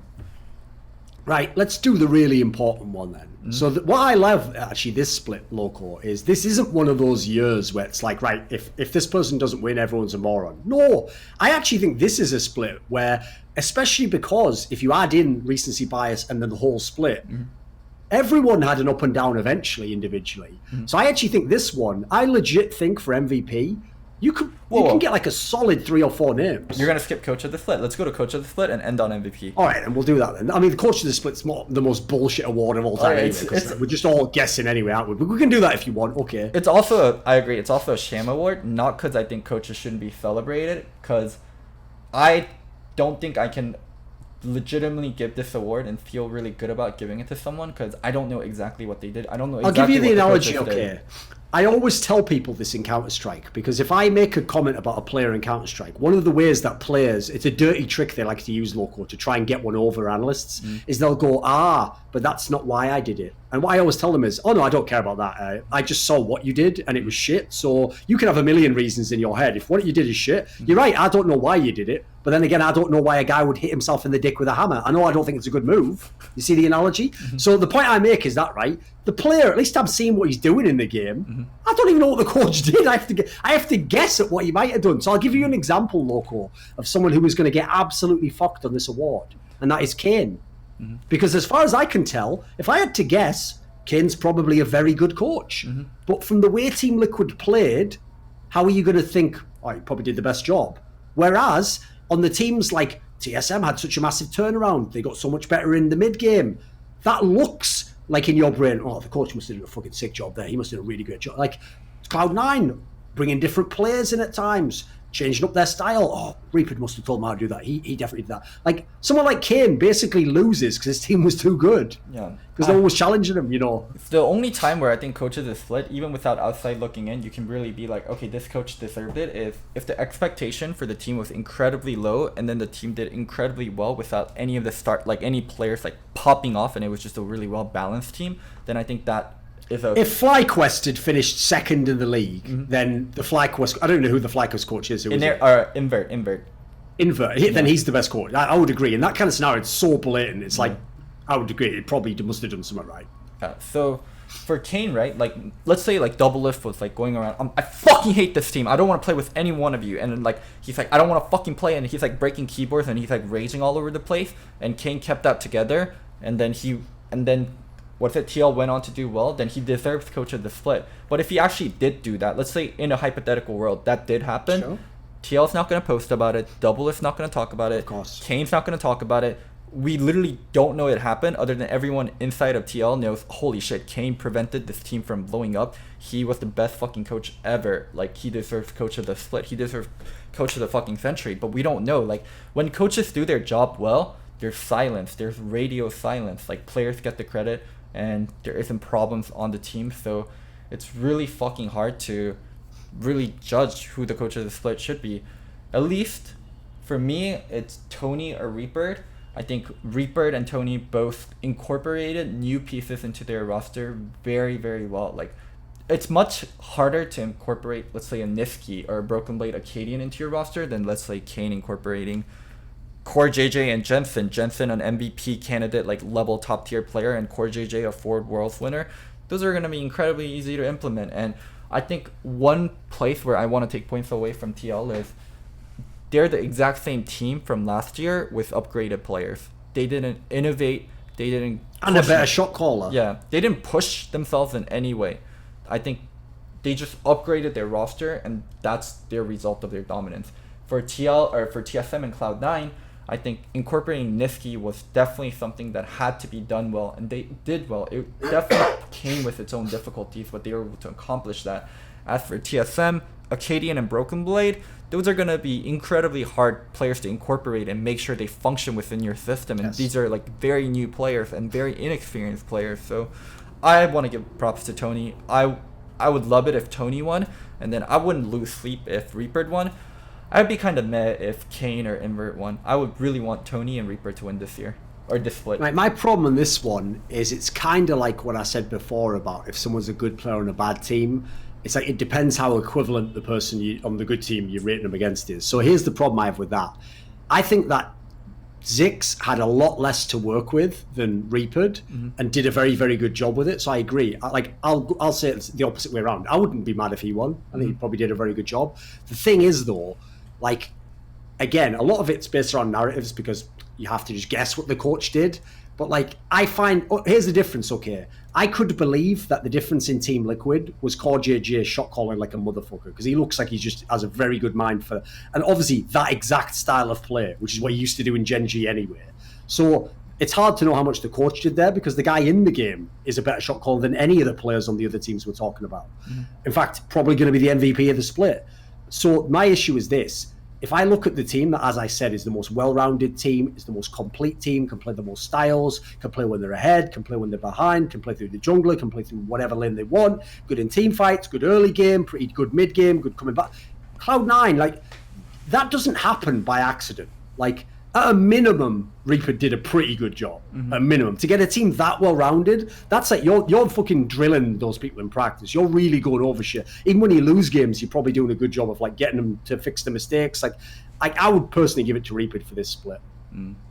Which is significant because I have been critical of him in past years. But this year, I felt like he almost certainly must have done a good job. I can't imagine he could have fluked something like this. You don't think incorporating Akkadian and Broken Blade was much harder task than what Reaper had to accomplish? No, here's the reason why I don't. Because both of them play the playing style they want to play. Mm-hmm. But they were They were shitty at first. Like they played the style they wanted to, and it wasn't working out. But some of that also will happen as you play and you get comfortable, though. And especially once you get wins and you get confidence. The difference is, like I say, Cloud9 just showed me so much variety and stuff where, in theory, each aspect of that should at least have input from the coach. So I just feel as though on that level, that's why I give it to Reaper. No, I don't think I'm gonna. Yeah, as I said, I'm not gonna lose sleep if Reaper wins it, but I would prefer if Tony wins it and you were the reverse, where Reaper is your first and Tony's your second. I think it's a pretty close one, though. That's like a close to a 50-50, I think. Who's a coach that that has a chance to win and if they did win, you'd be like outraged about? The problem is, would you be outraged if Kane won? Would you be mad? Would you be I wouldn't be outraged, because here's the thing.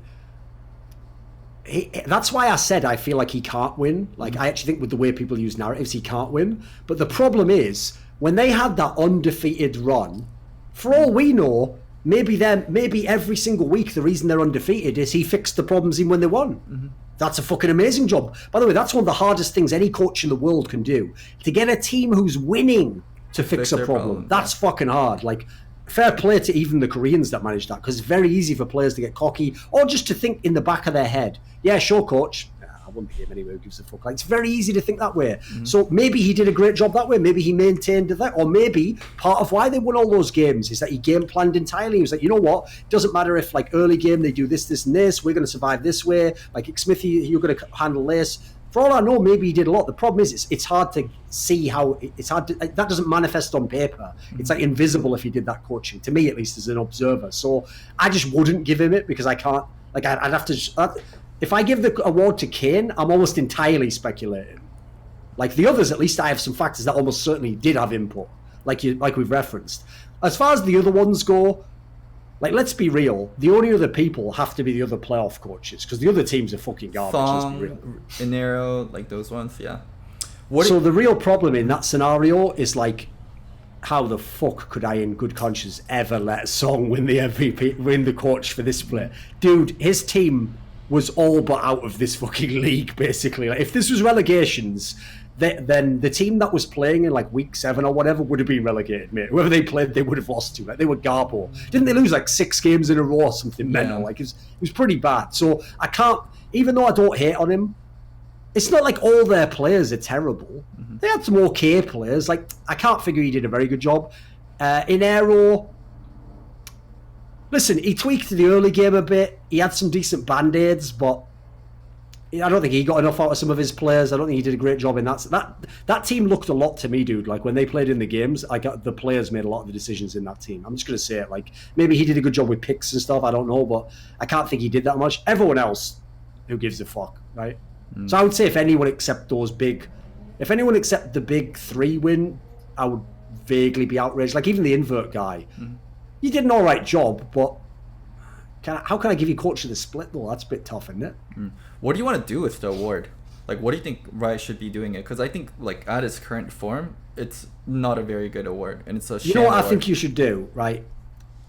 This is the problem, and when I say this, people are going to go mad, but here's how we're going to do it, okay? This is the real way you should win coach of the split. The only people who vote should be the other coaches. But are you ready? Listen, everyone's going to immediately say, well, that's going to allow bias, isn't it? No, because here's an interesting detail. I'll tell you where I took this from. So in CSGO, one of the big problems we had for many years is a lot of tournaments wouldn't use seeding. So even though you could have the best team in the world, they could get randomly drawn into a group with the second best team in the world, which would ruin the tournament. Because, you know, now there's a chance one of them goes out earlier when there's no need to. Well, the reason why they wouldn't use seeding is because if you asked me who should do seeding, I'd say someone like me, because I'm going to try and be as fair as I can. I watch all the games. I'm going to use, like, all my analytical criteria, and I'm going to figure it out. I'm going to give you the proper seeding. And my comment would always be, you know, even if you disagree that I have this guy 3rd, I'm never going to have the 9th best team 3rd, am I? I'm never going to be that far off. Well, what they did in CSGO was, because no one's going to accept that, because a fan will always go, that's biased, and a player will go, maybe he doesn't like me. The solution they found that actually ESL started doing is like this. What they do for the seeding, Loco, is they have all the teams rank each other. And what you have to do is you have to pick the other 15 teams and rank them 1 to 15. But here's the genius part. When you do it, because it's seeding, in CSGO, you're actually incentivized to pick the strong teams as the top teams because you want them to be top seeds so that you don't face them if you're a middle team. Yeah. You don't want to rig it. And secondly, this is the part I want to bring into this factor that I think will make the award work. If you're stupid and you'll just act like a dickhead and you go, I'm going to pick the best team to be 9th best. If yours is too far off the others, we just ignore yours because it's an outlier. So you can't be an arsehole who rigs it. That's what I would do. I would have all the coaches vote, and if someone does something stupid, like the Echo Fox coach goes, Reapered, he's the 10th best coach. Well, then we ignore that if everyone else puts him top 3, and then we just do an average. And whoever has overall average, the most overall points is the coach of the split. I think because surely the other coaches are the ones who, just from what they game plan against, what they see in the server, the scrims, the difference from week to week, they must be the most knowledgeable to be able to tell us who the best was, right? Yeah, I think just maybe the coaches and having one player rep from each team voting, maybe something like that, and you can't vote for your own coach. Maybe that would go a longer way. I think like media voting on it is so fucking Get the media the fuck out of there. Yeah. Get them out of there. They're so trash at something. Get the commentators out there as well. Because as you say, you can't watch every game. Even if you do, you're not watching the same things. Like, come on, man. Like, you know what? For coach of the split, even if you offered me a vote, I wouldn't want to have a vote, Loco. I don't think I should vote on coach of the split. I can't know. All right, let's move on to MVP. I think there's 3 major candidates. I think there's Bjerg, I think there's Licorice, and I think there's CoreJJ. And I think those are the 3 major. What about for you? Anyone that I left out? You could add one more player. You're gonna say Turtle. No. Sven? I would say the other player is Sven Skeren. Okay. Because I actually do think, like, this is my problem. Individual players on Cloud9, Licorice was the best. Like, he was by far the best top laner in the league. He was very, very good no matter what he played. Like, anyone who thought that, like, he's only going to be able to play carries, no. He was absolutely fine when the meta wasn't even pure carries. He did really, really well. The problem is, if I look at, like, impact on games, holy fuck, Sven Skeren did a great job this split. Dude, this is why Bjergsen needs to have a real hard look in the mirror and ask himself what he was doing to junglers for all those years. Because I told you, I'm not someone who only watched any LCS Loco. I remember when Sven Skeren was a monster mechanical jungler in Europe. He was an aggressive counter-jungling jungler who fucked you up on all the mechanical picks. The whole reason why people used to like criticize him for not placing enough wards in Europe is he didn't need to, because if he's in your jungle all the time, he doesn't need any wards, does he? He can see where you are, and he knows exactly your pathing. So that's the whole point. Like, he wasn't that level, because that's, like, no one's going to do that in the modern day, but he was really good. And if you look at the picks he was on, dude, he was on the carry junglers. This guy was popping off. You know what's really suspect? Both Sven Skeren and Centaurian looked garbage on TSM, and they look incredible outside of TSM. I know. That has to be, like, as much as I love Bjerg and TSM, that's a black mark that TSM cannot, like, say they don't ruin junglers or they make it hard for junglers to play. Because look at Sven Skeren and Centaurian outside of TSM.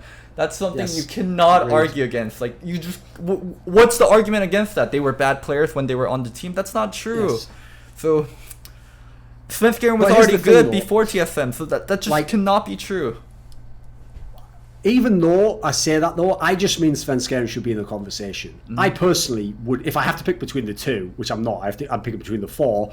Like, I don't believe, like, one thing I hate about most valuable player Loco is a lot of people, I've said this in the past, they twist valuable to some fucked up thing. Like by most people, you know, when people say most valuable means, like, if you took them off their team, they'd be the worst, right? Well, then Crown wins. There we go. Shut the show down, Loco. Crown's the MVP, because if he wasn't on that team, then they'd have won fucking no games. There you go. But that's stupid. How could he be the MVP? He wasn't the best player, was he? He wasn't even really the most valuable. So, like, for me, most valuable should just be the player who played the best throughout the whole split. That's, in my opinion, most valuable player. So just as in the NBA, it would have been Michael Jordan, and maybe now it would be like fucking, I don't know, Kevin Durant or something, depending on what team you were, James Harden, something like that. It should just be the best player. So realistically, those 3 players we picked as the initial ones, Licorice, Bjergsen and CoreJJ, those are the 3 best players in the LCS this split. I think that's pretty fair. The question just is, who's number 1? Now, I think you can have a really interesting discussion there,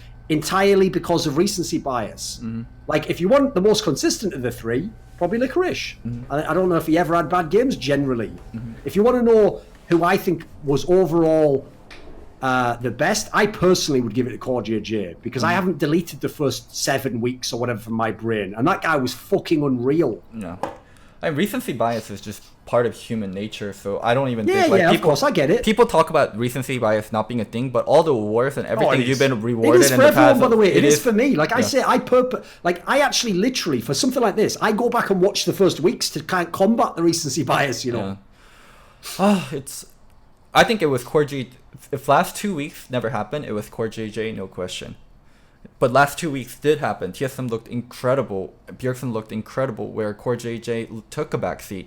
Where it's not CoreJJ's fault. Doublelift was fucking committing suicide by Vayne. I think. And you know what? Here's the problem, Loco. What you just said there, you didn't complete the thought. Because here's the problem. Okay, CoreJJ couldn't look as good at the end of the split. Let's just put it that way. I don't think he individually played that badly. Let's say he couldn't look as bad at the end of the split. Tell you what, go watch Bjergsen first couple of weeks, mate. You enjoying that? Is that good? No, but no one's going to count that. They're just going to count the last 7 weeks. Bjergsen, so in CoreJJ's case, where a lot of his teammates were playing bad, most notably Xmitty and Svenskeren, or not Svenskeren, holy shit, not Doublelift, the top lane, Impact. Xmitty and Impact were playing bad. For Bjerg's early split problems, he was part of the problem. Some of the engages that he was doing was problematic. So, oh man. So the thing I'm fighting versus is recency bias for Bjergsen, and also the other thing is MVP. What is it? Tiredness? It's not tiredness. It's fatigue. MVP fatigue for voter fatigue. Yeah, like if someone's won too many times. Voter fatigue for Bjergsen. That's the two mental. What is it? Outlet or fallacies that I'm fighting to accurately judge Bjergsen. Yes. If Bjergsen was a brand new player that had this split, would I be more impressed? Am I more impressed by Bjergsen because of the recency bias? Those are like the mental fallacies that I'm trying to not get into. It's really hard. By the way, I think that actually this one, even though I put Licorice in the category, I actually personally think it's between CoreJJ and Bjergsen. And I have to say, this is another one I'm not mad. If someone says it's Bjergsen, I'm not mad at that. I think it's a 50-50 for this one. Oh man. I would personally pick CoreJJ though, because like put it this way, it's fucking hard to be the best player in the LCS as a support player. That's fucking hard. And he so clearly does shot call like a motherfucker. This guy really knows the game. So it's like, even though that, by the way, probably shouldn't count in MVP, like shot call, it's kind of unfair to count. You should just count what they do in the server, because again, he's speculating. But even just as a support player, what a sick player he is. Yeah. Like, that lane was so sick this split. Oh man. I'm gonna go with CoreJJ, and I'm gonna go with Core. And I have to sleep on this and think about what if it. Did I give it to CoreJJ because of the voter fatigue? Did I give it to CoreJJ because of I'm trying to combat my recency bias for Bjergsen and make sure I'm counting early part of the split and taking points off from Bjergsen. But as you said, if Bjergsen wins it, if CoreJJ wins it, either way, I don't think I lose sleep. But no, I think it's fine. It's a Man, this one's really fucking hard. I would love to hear multiple opinions on this, and I'm very curious how other people will vote. What are some people that might get votes for MVP that would make you outraged that this person got a vote? Here's the problem. You can't, like, it's not crazy if someone put like, because you know in LCS you do like your top 3 or whatever. If someone put like someone like, I mean, it's a weird one, but if someone did put like Wild Turtle 3rd, maybe they just watched the games that were really sick. And you know what? There were some games where it looked like, holy fuck, he's carrying versus like way better teams than he's playing on. Yeah, there's times he did look that good. The problem is though, like over the whole split, if you're really being honest with yourself, it's going to be hard to pick a player like that. Like I feel like the 4 I listed off, it's got to be just those 4. And even then, like I said, I can sort of disclude one of them. It's tough to put anyone else in. Like I said, you can't put Crown in. Come on. All right. Let me give you a spicy. He was just carrying in a dumpster fire. Like, I'm not putting Froggen in either, because why would I? Like, yeah, he was very good, but he wasn't like the fucking best player in the LCS. No. Let me give you a spicy one that I can't. I can't argue much for it because there's a lot of bias involved. Wait a minute. Let me see if I can guess, because if this is going to be a spicy one, who the fuck could this be? Give me a clue, but not too obvious. It's someone I have a lot of beef with. Doublelift. Do you think? No way. No way. I think Doublelift is going to get votes, and I think it's going to be a sham vote. I think his team upgraded in so many aspects, and they play so much heavily towards him, and he was inconsistent and not reliable when they needed him for crucial parts in the later half. So I think that's a sham vote, but I do think he's going to get votes. I do know what you mean by that. Like, put it this way again, in the 1, 2, 3, I guarantee you minimum gets some like third place votes from some people. That's also a problem though, to be fair.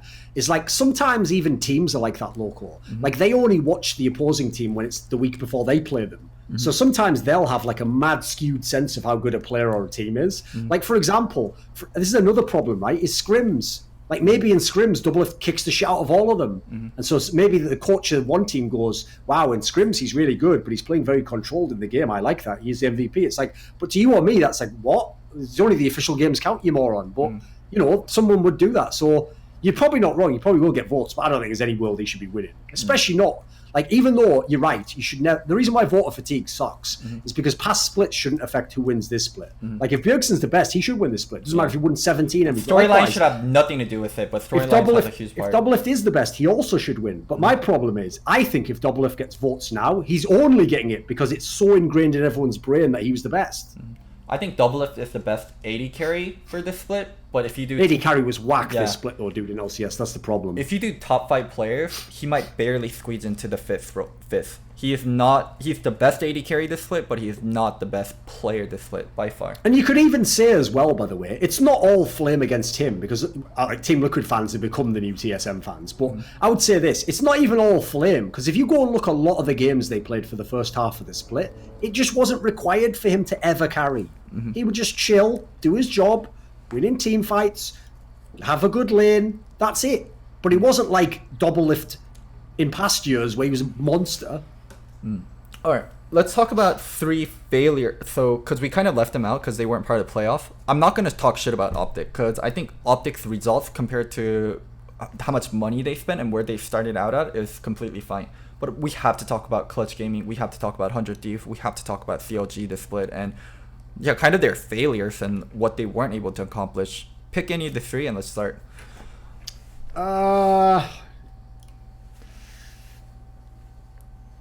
You know what?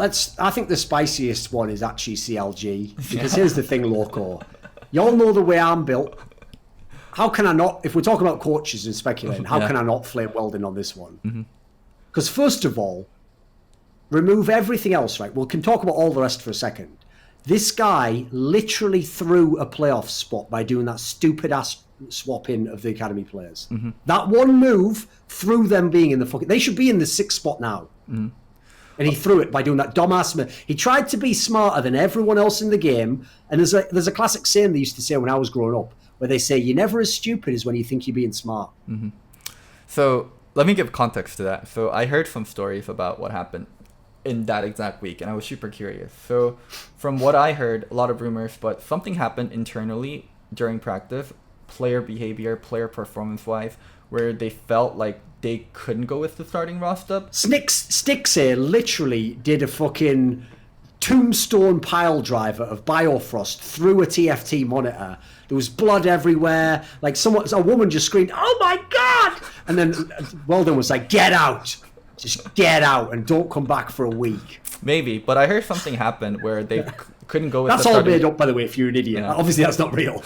So they couldn't go with the starting roster, so they went that way. But I heard it probably has more to do with player performance than actual drama happening. Maybe like a coach and a player argued.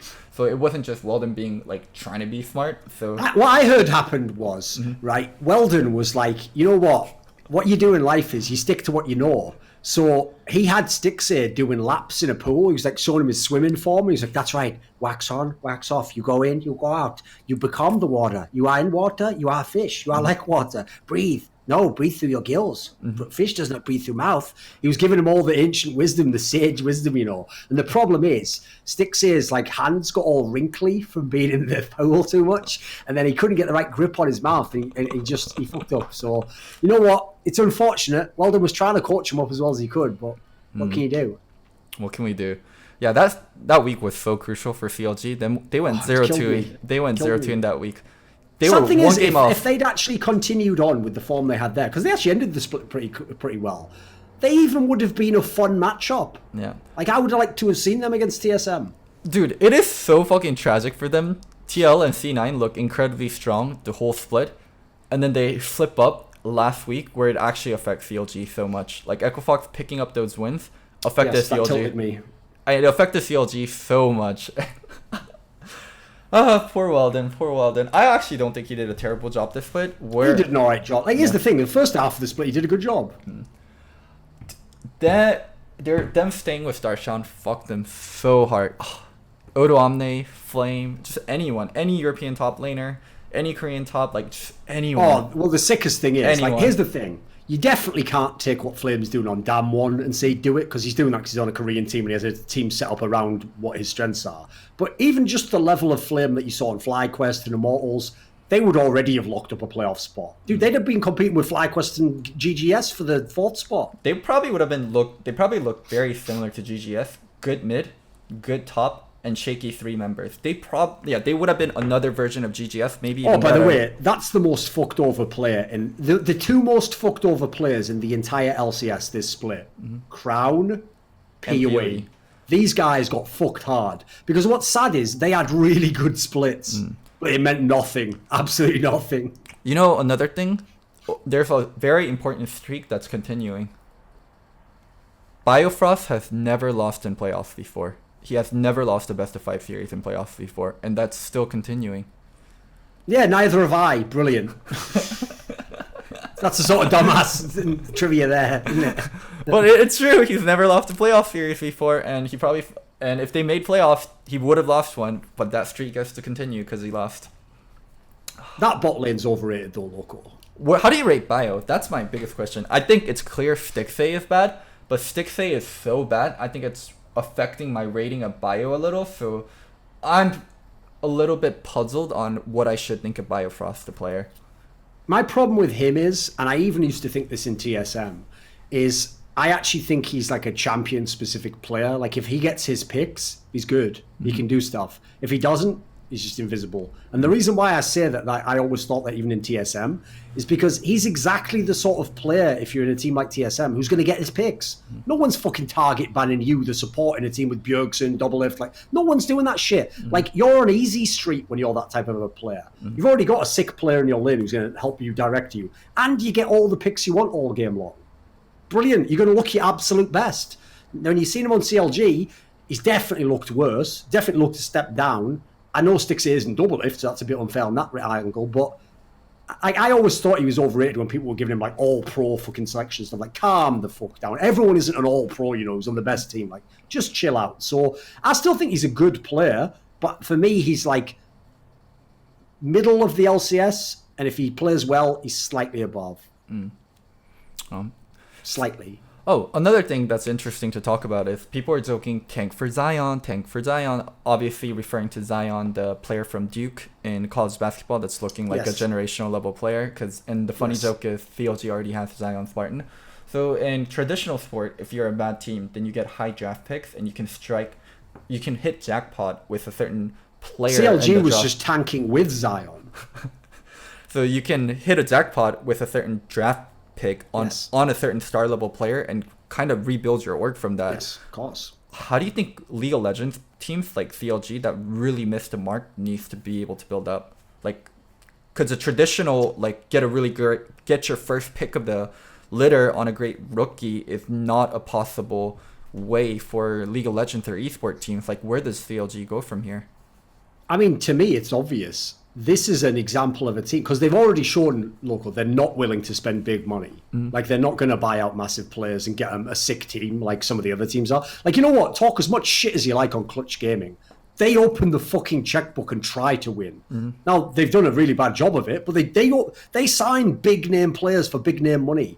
So if you're not going to do that in your CLG, you must start scouting European challenger players now. You must get them. Because why waste your time on Darshan at this point in time? Get him out. Get in anyone. Try out some, like, really sick, I don't know, I'll make one up. Make up some fucking sick Polish top laner who at the moment plays in the Ultra League and looks really good over there. Go get that guy. It's not going to cost you much. You could almost certainly secure him because he's probably not going to be LEC yet. And, of course, it's worth the gamble, right? Wow. At the moment, with how bad Zion Spartan played some of the time, I don't know why we call him that now instead of Darshan, but whatever. I preferred that name anyway. Darshan's like, whatever. It's a little bit suspect. All I'm going to say is this. With how bad he played, how much worse could it have gone? It was worth the shot. Yeah. Damn it. Time for him to retire. I'm sorry, it's done for him. It's time for him to retire. Oof. Okay, let's move on to another team. 100 Thieves are Clutch Gaming. So the interesting thing that we have to talk about them was they, I think, might have been the third and the fourth, or even maybe the second highest payroll. They have to get close to it. Of course. TL is definitely the highest payroll by far, and I think both Clutch and 100 Thieves overpaid, even more so than TSM, because TSM got two cheapish players in Broken Blade and Akkadian. Which one do you want to talk about first, 100 Thieves or Clutch? We'll do 100 Thieves. That's the quickest one. 100 Thieves, just mid and jungle is your engine. If you are a League of Legends team, mid and jungle is your engine. Think of it as a car, and mid and jungle is what keeps your team running. They are the backbone of your early game. They are what is physically moving your team forward. And their mid and jungle were absolute garbage. Their mid and jungle were either the worst player in the league or the second worst player in the league at their roles. So, it sounds really hypocritical because I made a bet with you that they would get third, but I did say I am worried about their mid and jungle and how they're going to do early game and how they're going to play. I did give that caveat. So, yeah, this is they need to burn it from the ground and start over. And the really bad thing about 100 Thieves is they have their money tied up in two imports, Bang and Someday, and I think they need to eventually drop one and get a mid import.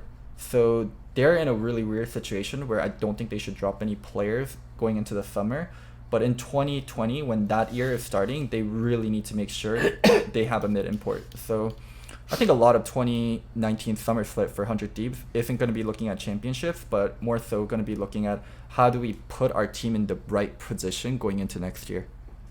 You want to know something? Like, first of all, I agree with all that. Like, when you know how much money 100 Thieves is spending, when you know some of the players they could have gotten, and when you know that they actually did have some good players in their lineup, this is impossibly bad. Like, this is one of the worst splits you'll ever see in the history of the LCS relative to all those advantages they had. But even in spite of all of that, Loco, even though he's got hard flame this split, justifiably, by the way, all the flame given to Aframu, totally legit.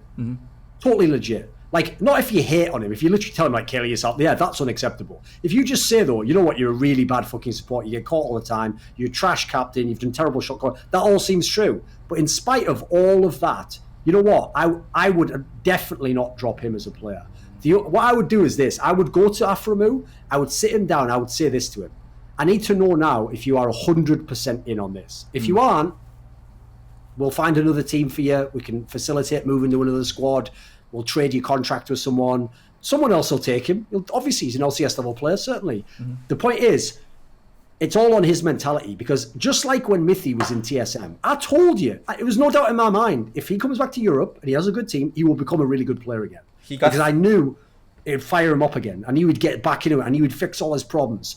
Aframu's the same, mate. If Aframu wants to be good, he can be good, I guarantee you. Mithy got third in All-Pro in European voting. From media, from fellow players, from fellow coaches. Like, he was ranked the third best support. Sick player, yeah. For people that don't watch Europe, Mithy did well in Europe. He was the third best support according to the average opinion in the league. Not fan opinion, average opinion in the league. Yes.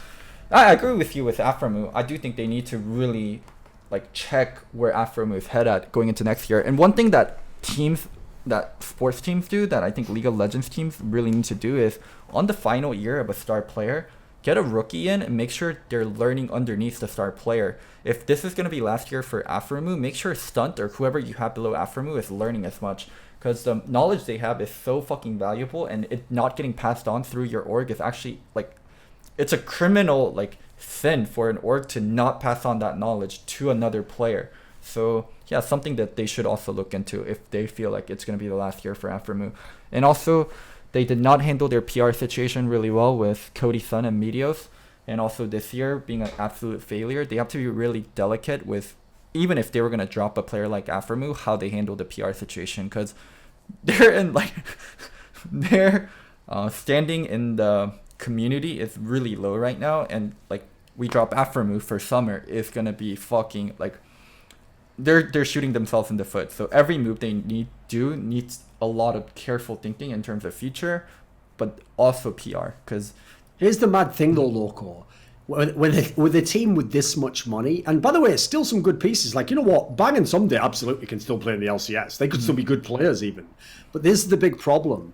Not only do you need a mid, and as you said, logically, he's probably going to have to be an import because, like, the residency mids aren't going to join your team. Jensen's definitely not. Bjergsen's not. Phoenix maybe would, but he's under contract, so you can't get him for summer split anyway. Like, there's not really any options for mid in terms of NA residents. And then even worse, come on, mate, you got to do something about the jungler. Yeah. They can't fix themselves enough for summer split to continue. I mean, if I were them, come on, you've got to be calling that up the court line.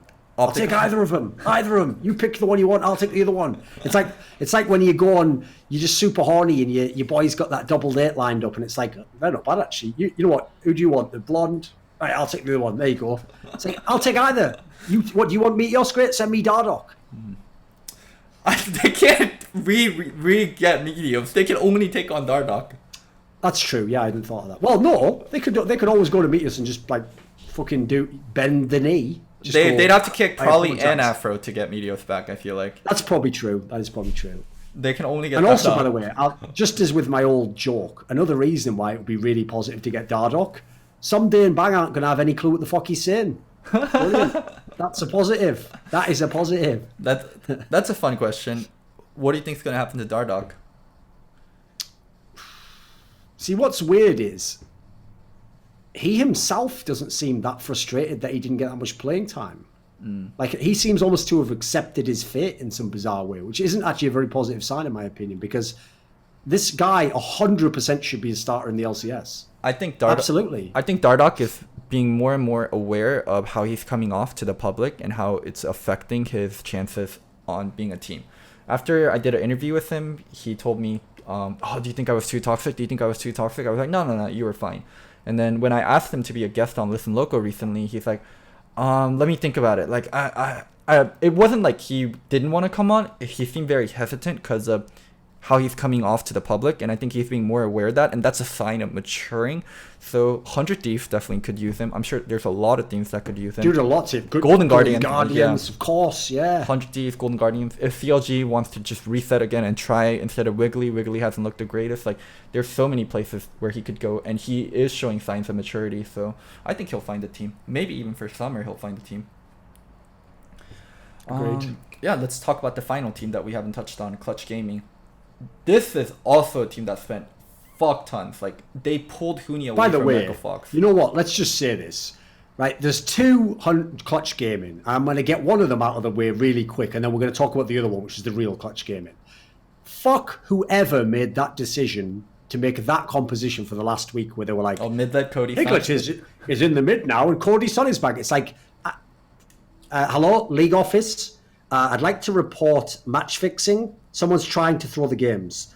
Can you check if anyone in the Clutch Gaming organization has bet against Clutch Gaming this week? Should be illegal. Thank you. Report them. What do you mean, Nick Allen? You're not right anymore? Fuck you. Old meme there, but whatever. CLG is fined $5,000 for Clutch Gaming putting in mid-lit. That would be the joke, yeah, exactly. Because what was that? Like, I know the logic they were using, which is like, well, Piglet, if you're already going to play Aurelia, you may as well be the mid laner. It's like, that doesn't exactly work. Dude, also, let's talk about some human aspects. How the fuck is Demonte feeling? I get blamed on the team. I'm squished in between Koreans who themselves are underperforming. I'm getting blamed for it. If I'm Demonte, I'm the one calling up fucking Dardoch, and then I'm like, right, let's patch in the 100 Thieves guy. Let's make this shit happen. I'll be the mid, you be the jungle. They can keep those two Koreans. Afromu can keep his job. And then let's fucking go for this shit. Remember what I said about Demonte? Or there was something I said regarding Demonte that I want to bring up. I don't think I'm going to get an accurate judgment of how good Demonte is a player on Clutch Gaming due to how they're built as a team. Demonte is not going to get attention. He's not going to get resource, but he will receive all the blame. And I think that's... You're also definitely not going to get a sense of how good he is if he's not even fucking put in the game. Yeah. And that's exactly what happened this split. I wanted to see Demonte succeed, or I wanted to see Demonte fail. I wanted to see Demonte treated like a mid laner, get resources, get jungle help, have the team play around him, and I wanted to make statements on where Clutch should go with Demonte. And I can't do that. And it's really hard to judge Demonte as a player. I definitely don't think he's a top tier player, but I don't even know what his potential is or who he really is as a player. And I think that's the biggest problem that came out of the split for Clutch lineup. They don't know how they should be moving forward. And maybe in their head it's clear. Maybe in their head they think they should be just playing mid-lit. But I also don't think that's a very future-proof way of building your team. So more so than 100 Thieves, 100 Thieves at least has a clear direction on how they should move forward. Like, Clutch Gaming has no direction on what they should do. It's like I said before as well. It also just isn't stylistically a very good combination to have your two, well, they weren't, but in theory, your two best players be hard carry, top lane, and AD carry. Because they're the furthest apart on the map they can be. Like, good luck for that fucking jungler. Like, the difference why you could do it with Bang and some days, they can both play supportive style as well. They don't have to be the carries. Huni and Piglet have to be the carries. Even if you don't give them the carry resources, they're going to play like that anyway and feed the game. So you've got to do it. So as a result, you've got to pick one of them and go with that. Like, we gave this analogy in the past. It's the same now. This is like the Smeb and fucking Deft scenario in KT Rolster. Both players are competent, but pick one. Pick the one you want. So if it's Piglet, get someone who's just a decent NA top and then go with a different role as an import. Dude, I would not, personally, I have to say, like, here's the problem. If you're a team like, let me think what sort of team this would be appropriate for. If you're like a bottom team and you buy Huni, I get it. What you're gambling on is that he goes back in time 3 years and he becomes really sick. And that's not a bad gamble because he could do it, right? The problem is, if I'm a team that has aspirations to be good, I'm never going to gamble on Huni because he isn't going to do all that shit right now. It's a big gamble, but it's also the highest risk gamble because of how much it costs. Yeah.